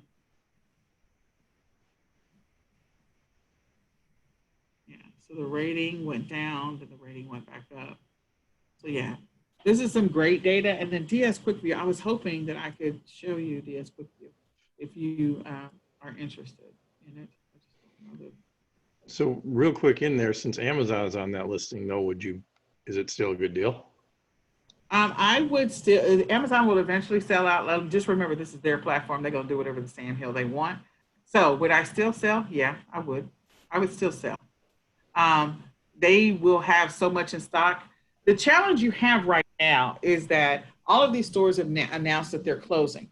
So Amazon is an opportunist. When Toys R Us announced that they were closing, Amazon went in and bought a boatload of Toys R Us's inventory. So some of these other stores like Pier 1 and some other stores, you're going to find that Amazon's going to jump on the listing. But there are also sellers or entrepreneurs that are buying in bulk from some of these companies as well. So eventually Amazon's going to sell out. And so even if I don't sell them right now, I may sell them next year. This item is still a hot item. People still want to relax in the water. COVID-19 is not going anywhere. It's probably here forever at this point. So people are still going to want to get out when we're past the cold and flu season, the predominant cold and flu season. So if I might interject, if you find an item that's a number one anything and you're able to get it at a decent price, you want to get it in Absolutely sell it on other platforms. But the thing about Amazon in these cases is they're mainly driving the price. Amazon will share the buy box, but if you're able to sell it $1 cheaper than them, if you can find some of them or get a wholesale deal and sell it cheaper than Amazon, then those savvy shoppers that know to go and look by price will still buy your item, even though Amazon is driving the price. The problem is because Amazon is Amazon, oftentimes they're able to sell it at a a lower price where you can't make a profit. But if you ever find a #1 item and you're able to make any money on it, you want to buy as much as you can. You can sell that thing anywhere. You can Anywhere. if you're a member of the Academy, we show you how to sell it on your own website. You can put a funnel up for it. But if it's got a #1 rank, you're going to be able to sell it. Yep. Even if you can't sell it on Amazon, you can sell it anywhere else. That is our #1 rule of thumb. Like, if you go shopping with me, that's the first thing I'm gonna tell you. Be like, yeah, are you gonna get it? Yeah, I can sell it somewhere else. If I can't sell it on Amazon, I can sell it somewhere else. So I don't worry about Amazon being on the buy box. I'm still gonna do it. And that applies for any low rank, not just #1, but obviously with #1, that's a no-brainer. But if you find 10, 15, 20, 100, any low ranking item that you're able to actually it fits into your model for your business model for your ROI, you absolutely want to pick that up. Absolutely, I agree, 1,000%. 1,000. All right. So I encourage you to go look at Keepa, go install the Chrome extension. You can install DS Quick View. You can install, the Jungle Style extension that requires you to have an account, but you can use the estimator all day when you're doing product research. So we talked about a couple of different ways to do product research. We talked about, because again, sourcing is extremely important. Listing the item is more important than sourcing, because you can source all day. And if you spent 20 hours sourcing and you didn't list anything, then that was just 20 hours of wasted time. So make sure you list something. That is so important because people can't buy what they can't find. So use some of these tools to help you become a better seller over time. Do that for sure. And I'm going to change this. I'm actually going to go get this. I need to change that picture, get a newer picture. Okay. So moving on to the next thing. Let me see. We have one. Doing listing optimization, keyword research. Okay, we're so close to done. Yay. Okay. All right. So listing optimization. Okay. There's a lot that I could say about listing optimization. I had to go find my listing training from a long time ago. I am going to give you a link, another link. Let me find it. This is another link that will be helpful to you. So I'm going to put it in the chat. If you're creating listings and you're trying to figure out where categories should fall under, what are the words that people are looking for, I would encourage you to use that tool. But let me just step through this pretty quickly. So the first thing about being an online seller is, at the end of the day, you are selling keywords. You are selling words. You have to be found. What are the words that people are using to look for an item? What are the words that they typed in? What are the words, like, I need a bookshelf. So I'm going to go to Google and search for bookshelf. If I need to find a fan, a stand-up fan, standing fan, I'm going to type in standing fan, or I'm going to type in box fan or window fan. If I need to buy whatever I need to buy, I'm searching based off of words to find an object. So the words that you use in your listing, if you're creating a listing from scratch, or if you're adding search words to an existing listing, are extremely important. What are the words that people are using to sell a specific item? So if you ever have to create a title, make sure that the first 5 words are the most important words that people are using to search for an item. In the example of box fan, like, people are looking for a box fan or a window fan. I'm going to do a search for window fan or box fan to figure out what are existing listings, what are the keywords that they're using in existing listings, and B, what are the words people are using to find box fan. That's going to help me determine what is the title I'm going to use. The other thing is, make sure that when you're creating, once you figure out what the title is, and there's a tool, it's called Title Builder. You can go to titlebuilder.com and use that to be able to do searches for what keywords I could use in creating my title for my item. The next thing is images. If you are taking pictures, let's say as part of your strategy, you're doing Amazon and you're also selling on other platforms. You're selling on Etsy, you're selling on eBay, you're selling on Mercari and Poshmark, Facebook Marketplace, Google Shopping, whatever. So you have to take some pictures. Make sure that you're naming your pictures with long tail keywords that include the keywords that people are searching for the item. And make sure that your pictures are clean. Make sure, because again, one of my strategies that we talked about on day one was finding things to sell for little or no money. So clean out your garage, your attic, all that stuff. Reach out to your neighbors, reach out to your family members, reach out to your church members, get their stuff listed on other platforms so you can raise capital for your business. The next one is, so when you take pictures of stuff, make sure you take all kinds of pictures, front, side, back. Talked about pictures earlier. And then keyword research. No, not in here, Nicholas. So, yes. Yeah, in the hall. So if you're doing conducting keyword research, make sure that you populate all those back-end fields that are on Amazon. Those are the search fields. When you actually go into a listing, I don't know if anybody's ever done that. When you add inventory to your back office and then you click on the listing, you can actually see the information about the listing on the back end. There's an additional tab for search words or search terms or search something. I got to go get a picture of it. But in any case, you have additional fields that you can populate for that exact listing so that you can get more traction on that listing, especially if you're the only seller or if there's only a handful of sellers, or if it's a hot item and you want to make sure that it gets more traction. So make sure that you populate those back end. Make sure those are the back end fields are like search terms, subject matter, intended use, target audience. Those are the fields that you're going to see. And then when you are creating a listing from scratch, do your best to try and minimize using the actual brand name in the actual title unless it is relevant.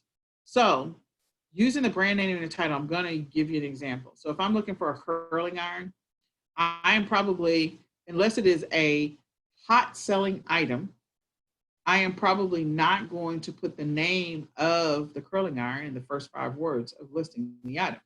But if I know the ceramic curling irons are a big deal, I am going to put ceramic curling irons. If I did a Google search and ceramic curling irons are the hottest thing, the latest trend, I'm gonna make sure that it says ceramic curling irons in the first 5 words of the title. I'm gonna make sure it has that. If people are really, really gung-ho about a specific brand of something, like it is the thing that everybody's going after. So I'll use the example of they have some look-alike AirPods from Apple that people will buy. They're very similar, but they are not Apple iPods. So if people are going after Apple iPods, I want to make sure that the brand name Apple iPods is in the first 5 words of the listing. But if it is something that people don't care about and they just really want the thing, like unless, I don't know, a specific name brand of shoestrings, I'm not going to probably put the name brand of the shoestrings. People are looking for shoestrings. They could care less what name brand of shoestrings they are. Does that make sense? And then don't forget to put in the weight and the dimensions. So additional tips is try not to copy another listing, or you can copy aspects of another listing. Like if somebody puts some good points, do that, but don't copy it word for word. Don't do that. Try not to use special characters. Make sure you capitalize the first letter of everything. Higher ticket items, using a video is helpful. The SEO is the biggest thing. Use the right category, put things in the right category. And after you create the listing, big. Oh, 2 other things. Why is this moving on its own? There we go. Take advantage of using the social signals, meaning taking advantage of sharing your listing onto Twitter, Pinterest, Facebook, and Google Plus. This is old, so I need to get rid of that. But Google Plus does not exist anymore. But Facebook, Pinterest, Instagram, share your listing onto other platforms. You have the ability to do that. I don't know if you know that. So you could share your Amazon listing that you created. So step 1, prior to this, is I recommend that everybody should have their own Amazon store fan page, or create a fan page for a specific target audience or niche that you're going after. If you are a person that wants to sell or want to be known for selling gardening tools, and you're going to, or gardening items, you're going to sell, you plan on sourcing and selling over time a boatload of gardening items. Every single time you have something that's gardening related, Make sure you create a garden page. Make sure you sell your Amazon URL or share it onto that page so that way people can find your gardening items. Give that particular page a specific name about gardening, and then also create intellectual properties for all the other, the same name for all the other platforms. So if it's gardening today, or, simple gardening tips, if that's what you want to call it, then simple gardening tips needs to exist on Facebook. It needs to exist on Pinterest. It needs to exist on Instagram. You could create a YouTube channel if you want to, but simple gardening tips, you need to use the same name, and you need to go buy the URL so that way you own the URL if you build this out later, okay? And then when you are listing things that are gardening related, all of your gardening related stuff needs to go on that fan page called Simple Gardening Tips, all of them, okay? And you can share articles onto that fan page that are gardening related, and then make sure that you're listing your product like a couple of times a day, new products that you're listing. Post one article and then post 2 different products that you're selling on Amazon. And then next day, post 1 article and post, you can post graphics as well, whatever works for you. But that's a tip, that's a quick, I ran through that very quickly. I think I go into it in massive detail and niches inside of the eCom Sellers Academy. But I want you to know that that is a great strategy, and that you can always list your items onto your fan page. If you have a generic store, then just create a generic fan page and create a generic Pinterest page as well. And make sure you're listing your products with your distinct URL on it, okay? How do you find your distinct URL? That I didn't teach, so let me just tell, I taught it somewhere. I don't know where I taught it, but I taught it somewhere. So how to find your distinct URL. So I'm just gonna choose anybody's, it doesn't really matter to me. So I'm gonna use this person, whoever the seller is. Stop. Aqua. So let me see if I can find another seller. That's a brand. So I don't know, sold by. Okay, so I want sold by this person. So any products that are sold by this person, products. So if I want to get my distinct URL, I'm going to go to products sold by this person, if this is me, and then I'm going to go get my distinct URL up here. This is my distinct URL for my particular item, so that I am when you buy from this link, it is only going to my stuff. It is not going to somebody else's stuff, it's going to my stuff. So go to your back office, find your distinct URL for your stuff. This is everything that this particular seller is selling. The way I found this was I just went to the first page of toys, to the first page of toys, and I went to go see the list of sellers. I went and saw sold by this person. So this is the list of sellers, and I clicked on it, and oh, they just launched. So that means they're a new seller. This person is a new seller. Just launched. This person is a new seller too. So there's always new sellers on Amazon. And then this person, so they have bad ratings, sold by. That's unfortunate. They only have 25% positive ratings. So you don't want to beat this person. You want to have better ratings. But in any case, which is bad. So this is this person's distinct list of products. Yes. Okay, so this is this person's distinct list of items that they are selling. And as you can see, this person's ratings, all of this is bad. Did not receive, so cannot confident on the quality.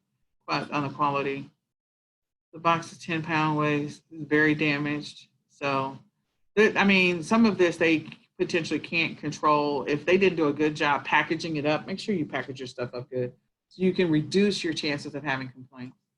Please disregard my emails for a refund. It was delivered today. This is going to be the biggest challenge, is people are getting negative feedback because of delayed delivery. So do everything you can to deal with that. That's probably the biggest lesson learned there. All right. So going to optimizing a listing, this is the next thing I want to talk about. So this is my hack. This is my $1 million hack. This is my $1 million hack because not a lot of people teach this, and I don't understand why they don't, because it's the easiest thing to teach. So if you're trying to figure out for a listing or what keywords you should put on a particular item, Google is your friend all day long. So I am going to show you this $1 million hack. Let me just close this. And it's, you know, you have all these different companies that sell all this software, and I'm like, you don't even need all this software. You just need to do this one thing. So somebody name something that you want to buy, something you're really actually going to buy. What do you name something that you are really going to buy? Just type it in the chat, or something that you're researching, something that you need. Somebody, anybody. Is anybody still awake? Everybody's taking a bathroom break. Okay. Okay, so pool toys. So we're not bicycle. Okay, so I'm going to type in, I'm going to start with just typing the first few letters, B, and I stop. The information that is displayed to you right now is the most searched words that start with B on Amazon. If they are the most searched words that start with B on Amazon, there is a 99% chance that they are probably the most purchased items on Amazon. When I do BI, so bicycle came up, biker shorts for women, okay? Which is really funny. I don't know why. So then the next thing, and it's telling you an order of sales rank, that the sales rank for biker shorts for women is lower than the sales rank for Band-Aids, which is lower than blackout curtains, which is lower than Bluetooth earbuds, which is lower. Each one of those is a progression of which one has the best sales rank. So right now, biker shorts for women has a better sales rank than Band-Aids. If I do BI, bird feeders and bird seed have a better sales rank than biker shorts for women. You seeing this? Are you catching it? So then if I do C, Bic lighters has a better sales rank than bicycle bell, bicycle water holder, Bic pins, bicycle seats, bicycle helmets, bicycle lock, blah, blah, blah. So all of these things, it's telling you what people are looking for. So if you wanted to source Bic lighters, you can source Bic lighters. People are looking for Bic lighters. I have no idea what the sales rank is for Bic lighters. I can just go look. And so the sales rank for Bic lighters right now, I don't even know if this is the number one, but let's just go look. Let's go see what's happening. Come on. Where's the thing? There it is.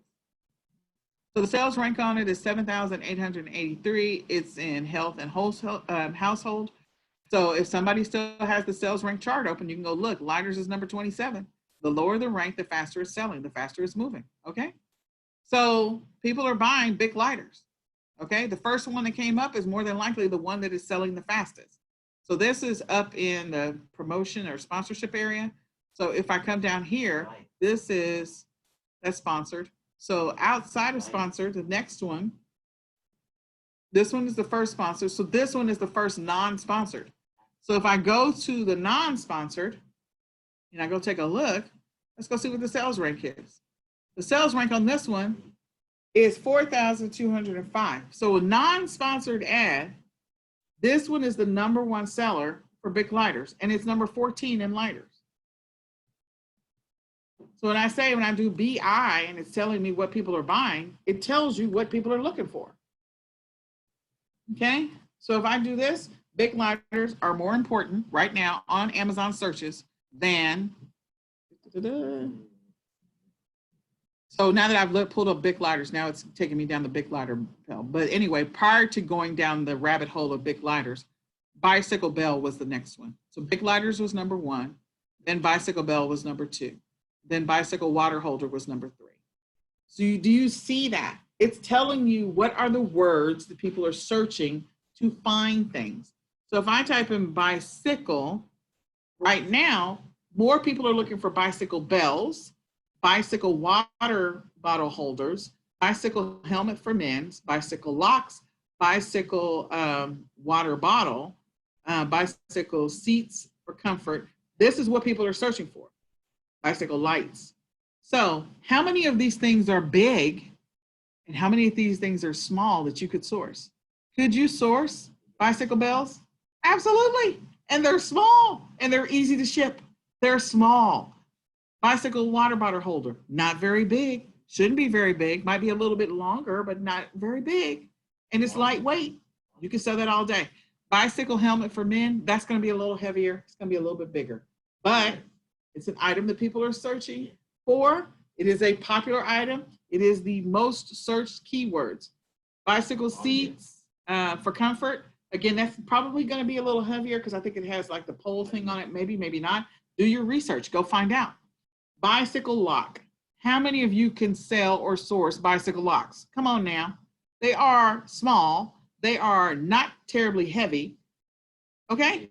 That is something you should be sourcing because more than likely, this thing that is coming up is in the top 1% of the sales rank. Amazon always shows you, it starts to try and figure out what is this person searching for, and it automatically starts showing you the things that are in the top 1% of the sales rank immediately when you start typing. You don't even have to go far. I don't have to type all the words out. I just start, and then it starts giving me words, okay?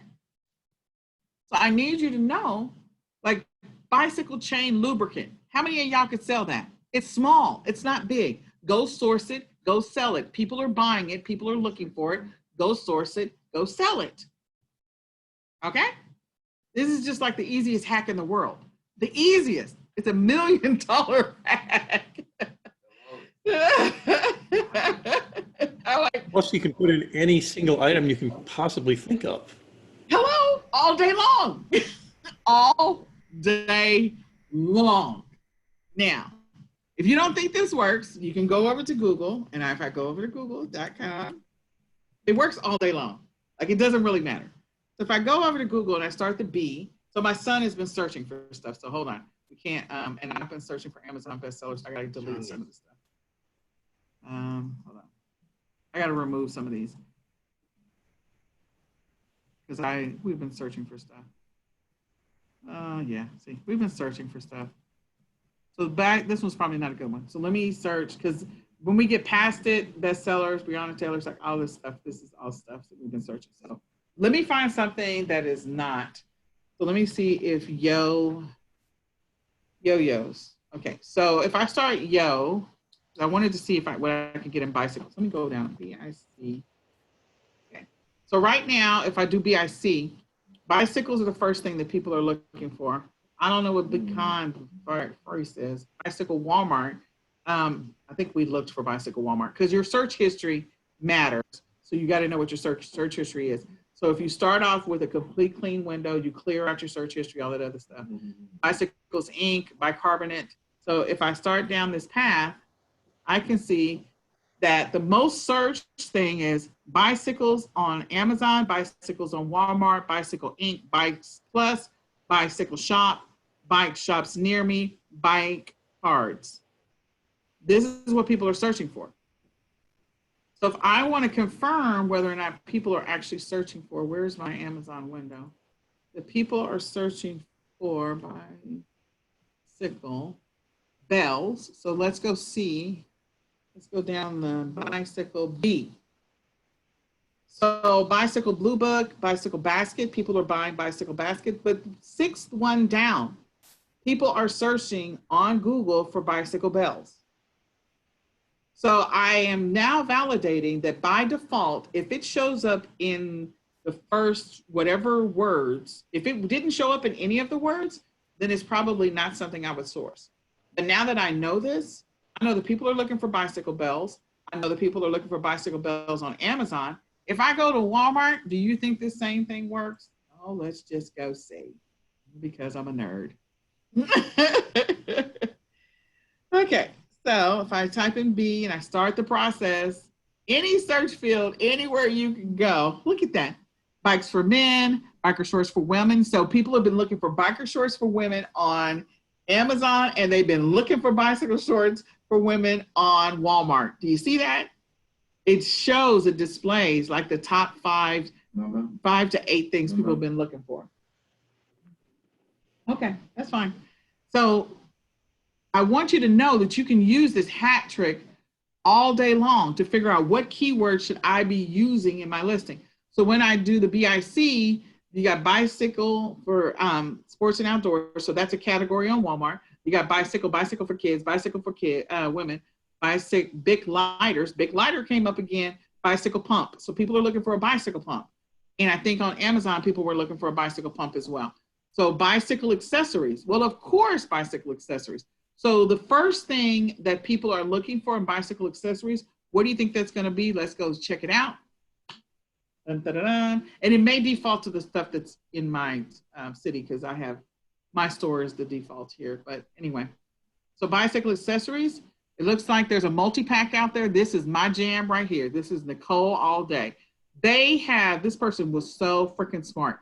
They put together a bundle. This would be a Nicole thing. They put together a bundle that included a bicycle lock. Was that searched on Amazon? Absolutely. Bicycle pump. Was that searched on Amazon? Absolutely. Bicycle bell. Look at that. They got a bicycle bell in here. Was that searched on Amazon?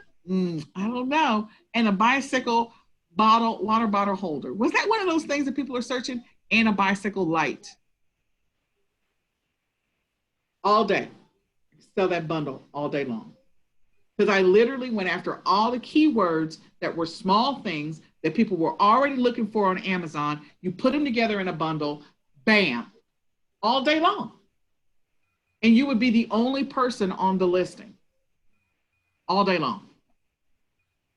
You guys chose bicycle. I didn't even try. I can just see it. And it's like, bam, there you go. Somebody was smart enough to do that. Whose mind is blown right now? Mine. All day long you blow my mind. Like it's been 3 hours now and still blowing it. All day you can do this. All day long you can do this. So I just want you to know that that is one of the easiest hacks that you can use to be able to find. She said my brain is fried at the same time. How they source that cheap. They probably source, probably from China, but yeah. But this one is a perfect example of I took all the keywords that somebody was looking for bicycle related on Amazon, and they were smart enough to put all of them together. I wonder if they took my class because that's a Nicole move right there. I was wondering if that was your listing, Nicole. That's a Nicole move because I'd have done that. I'd have been like, the bell is small, the water bottle is small, the lock is small. Like I'm going after all the small stuff that people are looking for, and then I'm going to throw it together in a bundle all day. I might have to give this person a run for their money, whoever it is. Okay? So, that was a smart move that somebody put that bundle together. Now, what they didn't do was their title is jacked. Because why is their title jacked? You can go to Keyword Spy. So if I did it, I would redo the title for sure. The reason I would redo this title is because you need to find out how many times in a month people are searching for the word bike versus bicycle. So when they're searching for bike is being searched 68 million times in a month. My word. Yeah. But if I go to bicycle, 37 million. So it is being searched, bicycle is being searched less. And there's probably, if I do a search on, let me see if bike accessories, let me see if it even comes up, accessories. Bike accessories are being searched 165,000 times in a month. And then bicycle, you spell it right,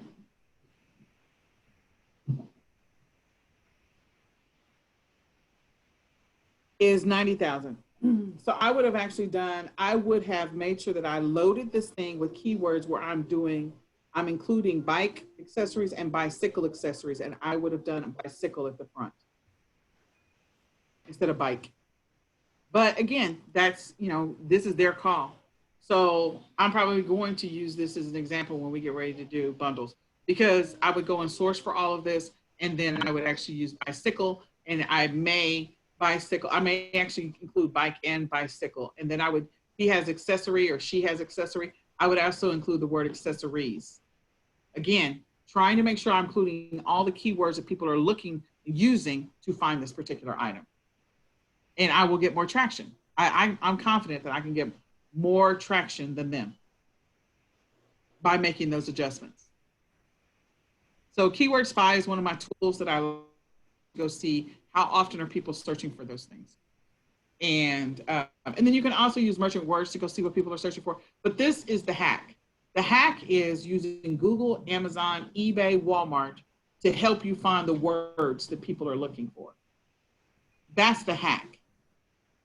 If you do that all day long, and when you are searching for stuff, you're trying to figure out what for kids, what to do for kids. So if I just do kids, and I start with kids, the first thing that people are searching for is kids masks with the word S. Kids toothpaste, kids pools. People are looking for kids headphones, kids toothbrushes, kids mask, again, face mask, kids tablets, kids Crocs, kids goggles. So that's outdoors. So goggles is one, kids pool is another. So it looks like somebody is looking for toothpaste and toothbrush. Maybe you put a toothpaste and toothbrush together that's kids related. That's another bundle. That's a small one that you could do. Crocs, goggles, sprinklers for the yard. So they're looking for outdoor activities. So maybe put the goggles together with the outdoor stuff. If I take the S off, people are looking for kiddie pools. People are looking for still kids toothpaste, masks, da, da, da. So kiddie pools, people are doing a search on kiddie pool. So kiddie pool is being searched more than kids pool. You see that difference? Kiddie pool is coming up more than kids pool. Now, again, if you have previously searched for some stuff, know that you have search history that's in there. So you can skew your data. You want to clear everything out, clear out your cache and your cookies, then maybe reboot your computer and start from scratch. But I had never looked for anything kitty related. So this came up organically, and this is what people are looking for. Once you start searching, then it's going to be in your search history, and it's going to start showing you more of what you're looking for. Because then Amazon loves to show you more of what you're already looking for. That's what they do. So when you're about to go down this path, make sure that you're looking for that. So I am going to type in, I'm going to do a space. And when I do a space, kid headphones, pools, scissors, sunscreen, masks, goggles, hangers, tablets, snacks, flowers. So what I would do is, I see the scissors. I see the scissors.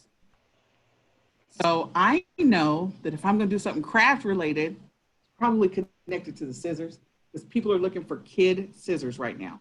Now, if I go backwards and I do S and I do a space, if it's S and it's a space, then we've already gone through that list. So we've already covered that. So they're looking for kid scissors, okay? Just so you know, it came up automatically. I didn't have to do that. They're also looking for tablets. That's another activity potentially. But if you want to sell electronics, they're looking for kids snacks. If you want to sell replenishable, kids snacks will sell all day long. I would literally go to the kids snacks section and scan everything. I would go here if I were you.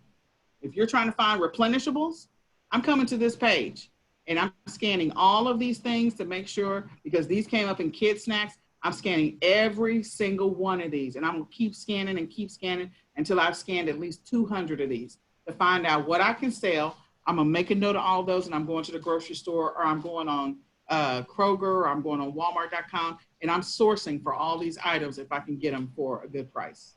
This is something I would throw over the fence to a VA to do, because I would literally say, go scan all these items, and first make a note of the items. Go search for them at the grocery store for me, or online, and then tell me what you can get them for. And then the ones that have the biggest profit margins, go source them for me. But yeah, kiddie snacks all day long. They are looking for stuff to keep these kids entertained all day long. So I was going after kid crafts. So I'm going to type a C and I was just, let's see what happens. So I type C and the first thing that comes up is kid camera without the S. Okay. If I put the S and I do a space and I type C, the first thing that comes up is Crocs. So for whatever reason, this Croc thing is a big deal. It's a big deal because it's come up multiple times. So kids Crocs and kid Croc is coming up. Kids camera is coming up.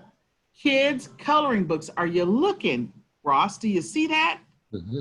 Kids coloring books are coming up. Kids crafts are coming up. Kids coloring books ages 2 to 4 are coming up. Kids coloring books ages 6 to 8 are coming up. Kids craft is coming up. People are looking for this stuff. Go to that search result and start scanning that page. That is your way to figure out. That's your reverse sourcing. That's your strategy to find out what to sell and what you can sell before you get in the car. So I'm searching using kid space C and kids space C. So when I go back to kid space C, craft was number 3. And then crafts is number, at the very bottom, number 10. You see that? Okay. All day. This is just money. And so when people talk to me about, well, do you use so-and-so, you use this tool? I don't need to use that tool. I don't need to use it. No, because all these tricks are being hidden behind all the people. They're not letting this out on YouTube. I've never seen this before anywhere. Yeah. I don't need to buy any of these tools because Amazon tells you what people are buying, what people are looking for. So if Amazon is telling you what people are looking for, all you need to do is be fast enough to source it. If you're fast enough to source it, you will sell it. If you're not fast enough to source it, you will not sell it. But they're telling you what people are looking for. Okay? All right, so that's my hat trick. I'm moving back. I'm moving on. So use that all day long, all day long. Like when people tell me I don't know what to source, they're like, okay, just don't. I'm like, okay, really? Did you even try? Like, Right. you didn't try. I'm trying not to insult you, but I don't feel like you tried. All right, so the last but not least, wait a minute, there was something I was supposed to tell you guys here. So another tip is if you're creating a listing, I need you to know this. Down here at the bottom, the second to the last bullet, this is so important. You will forget it because I gave you a boatload of information today, but I need you to know this is super, super important. After you create a listing, if you create a listing and you created it, I do things in incognito for a reason. I do it because, you know, I've got to get, I'm going to go do something else with the listing after I create it. So pull up the listing multiple times incognito. What that does is it helps your listing to index faster or to page rank faster. You want this brand new listing to page rank.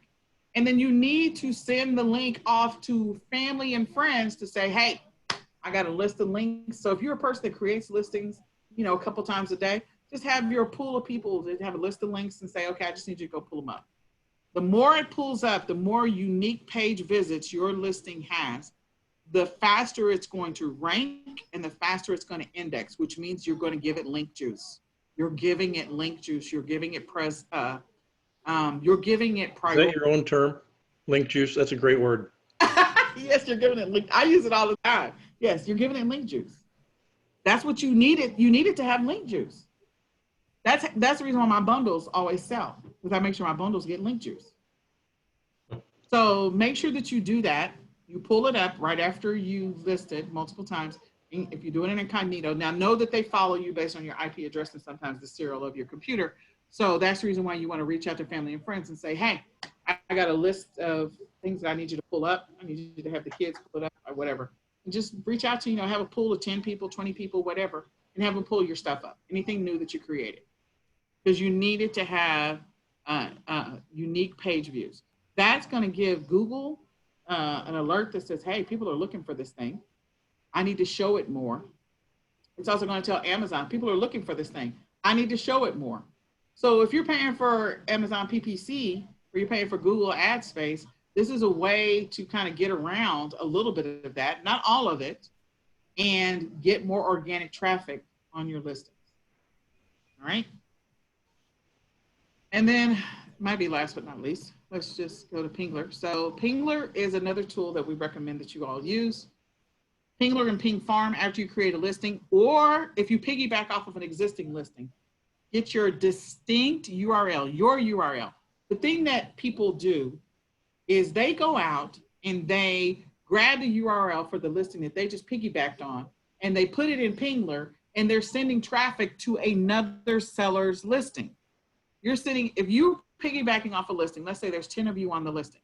If you don't get your distinct URL and you put it in Pingler, you're sending traffic to somebody else's listing for that same product. So let's say you sell the aqua floaty, hammock floaty. You're sending traffic to Renata's instead of your own.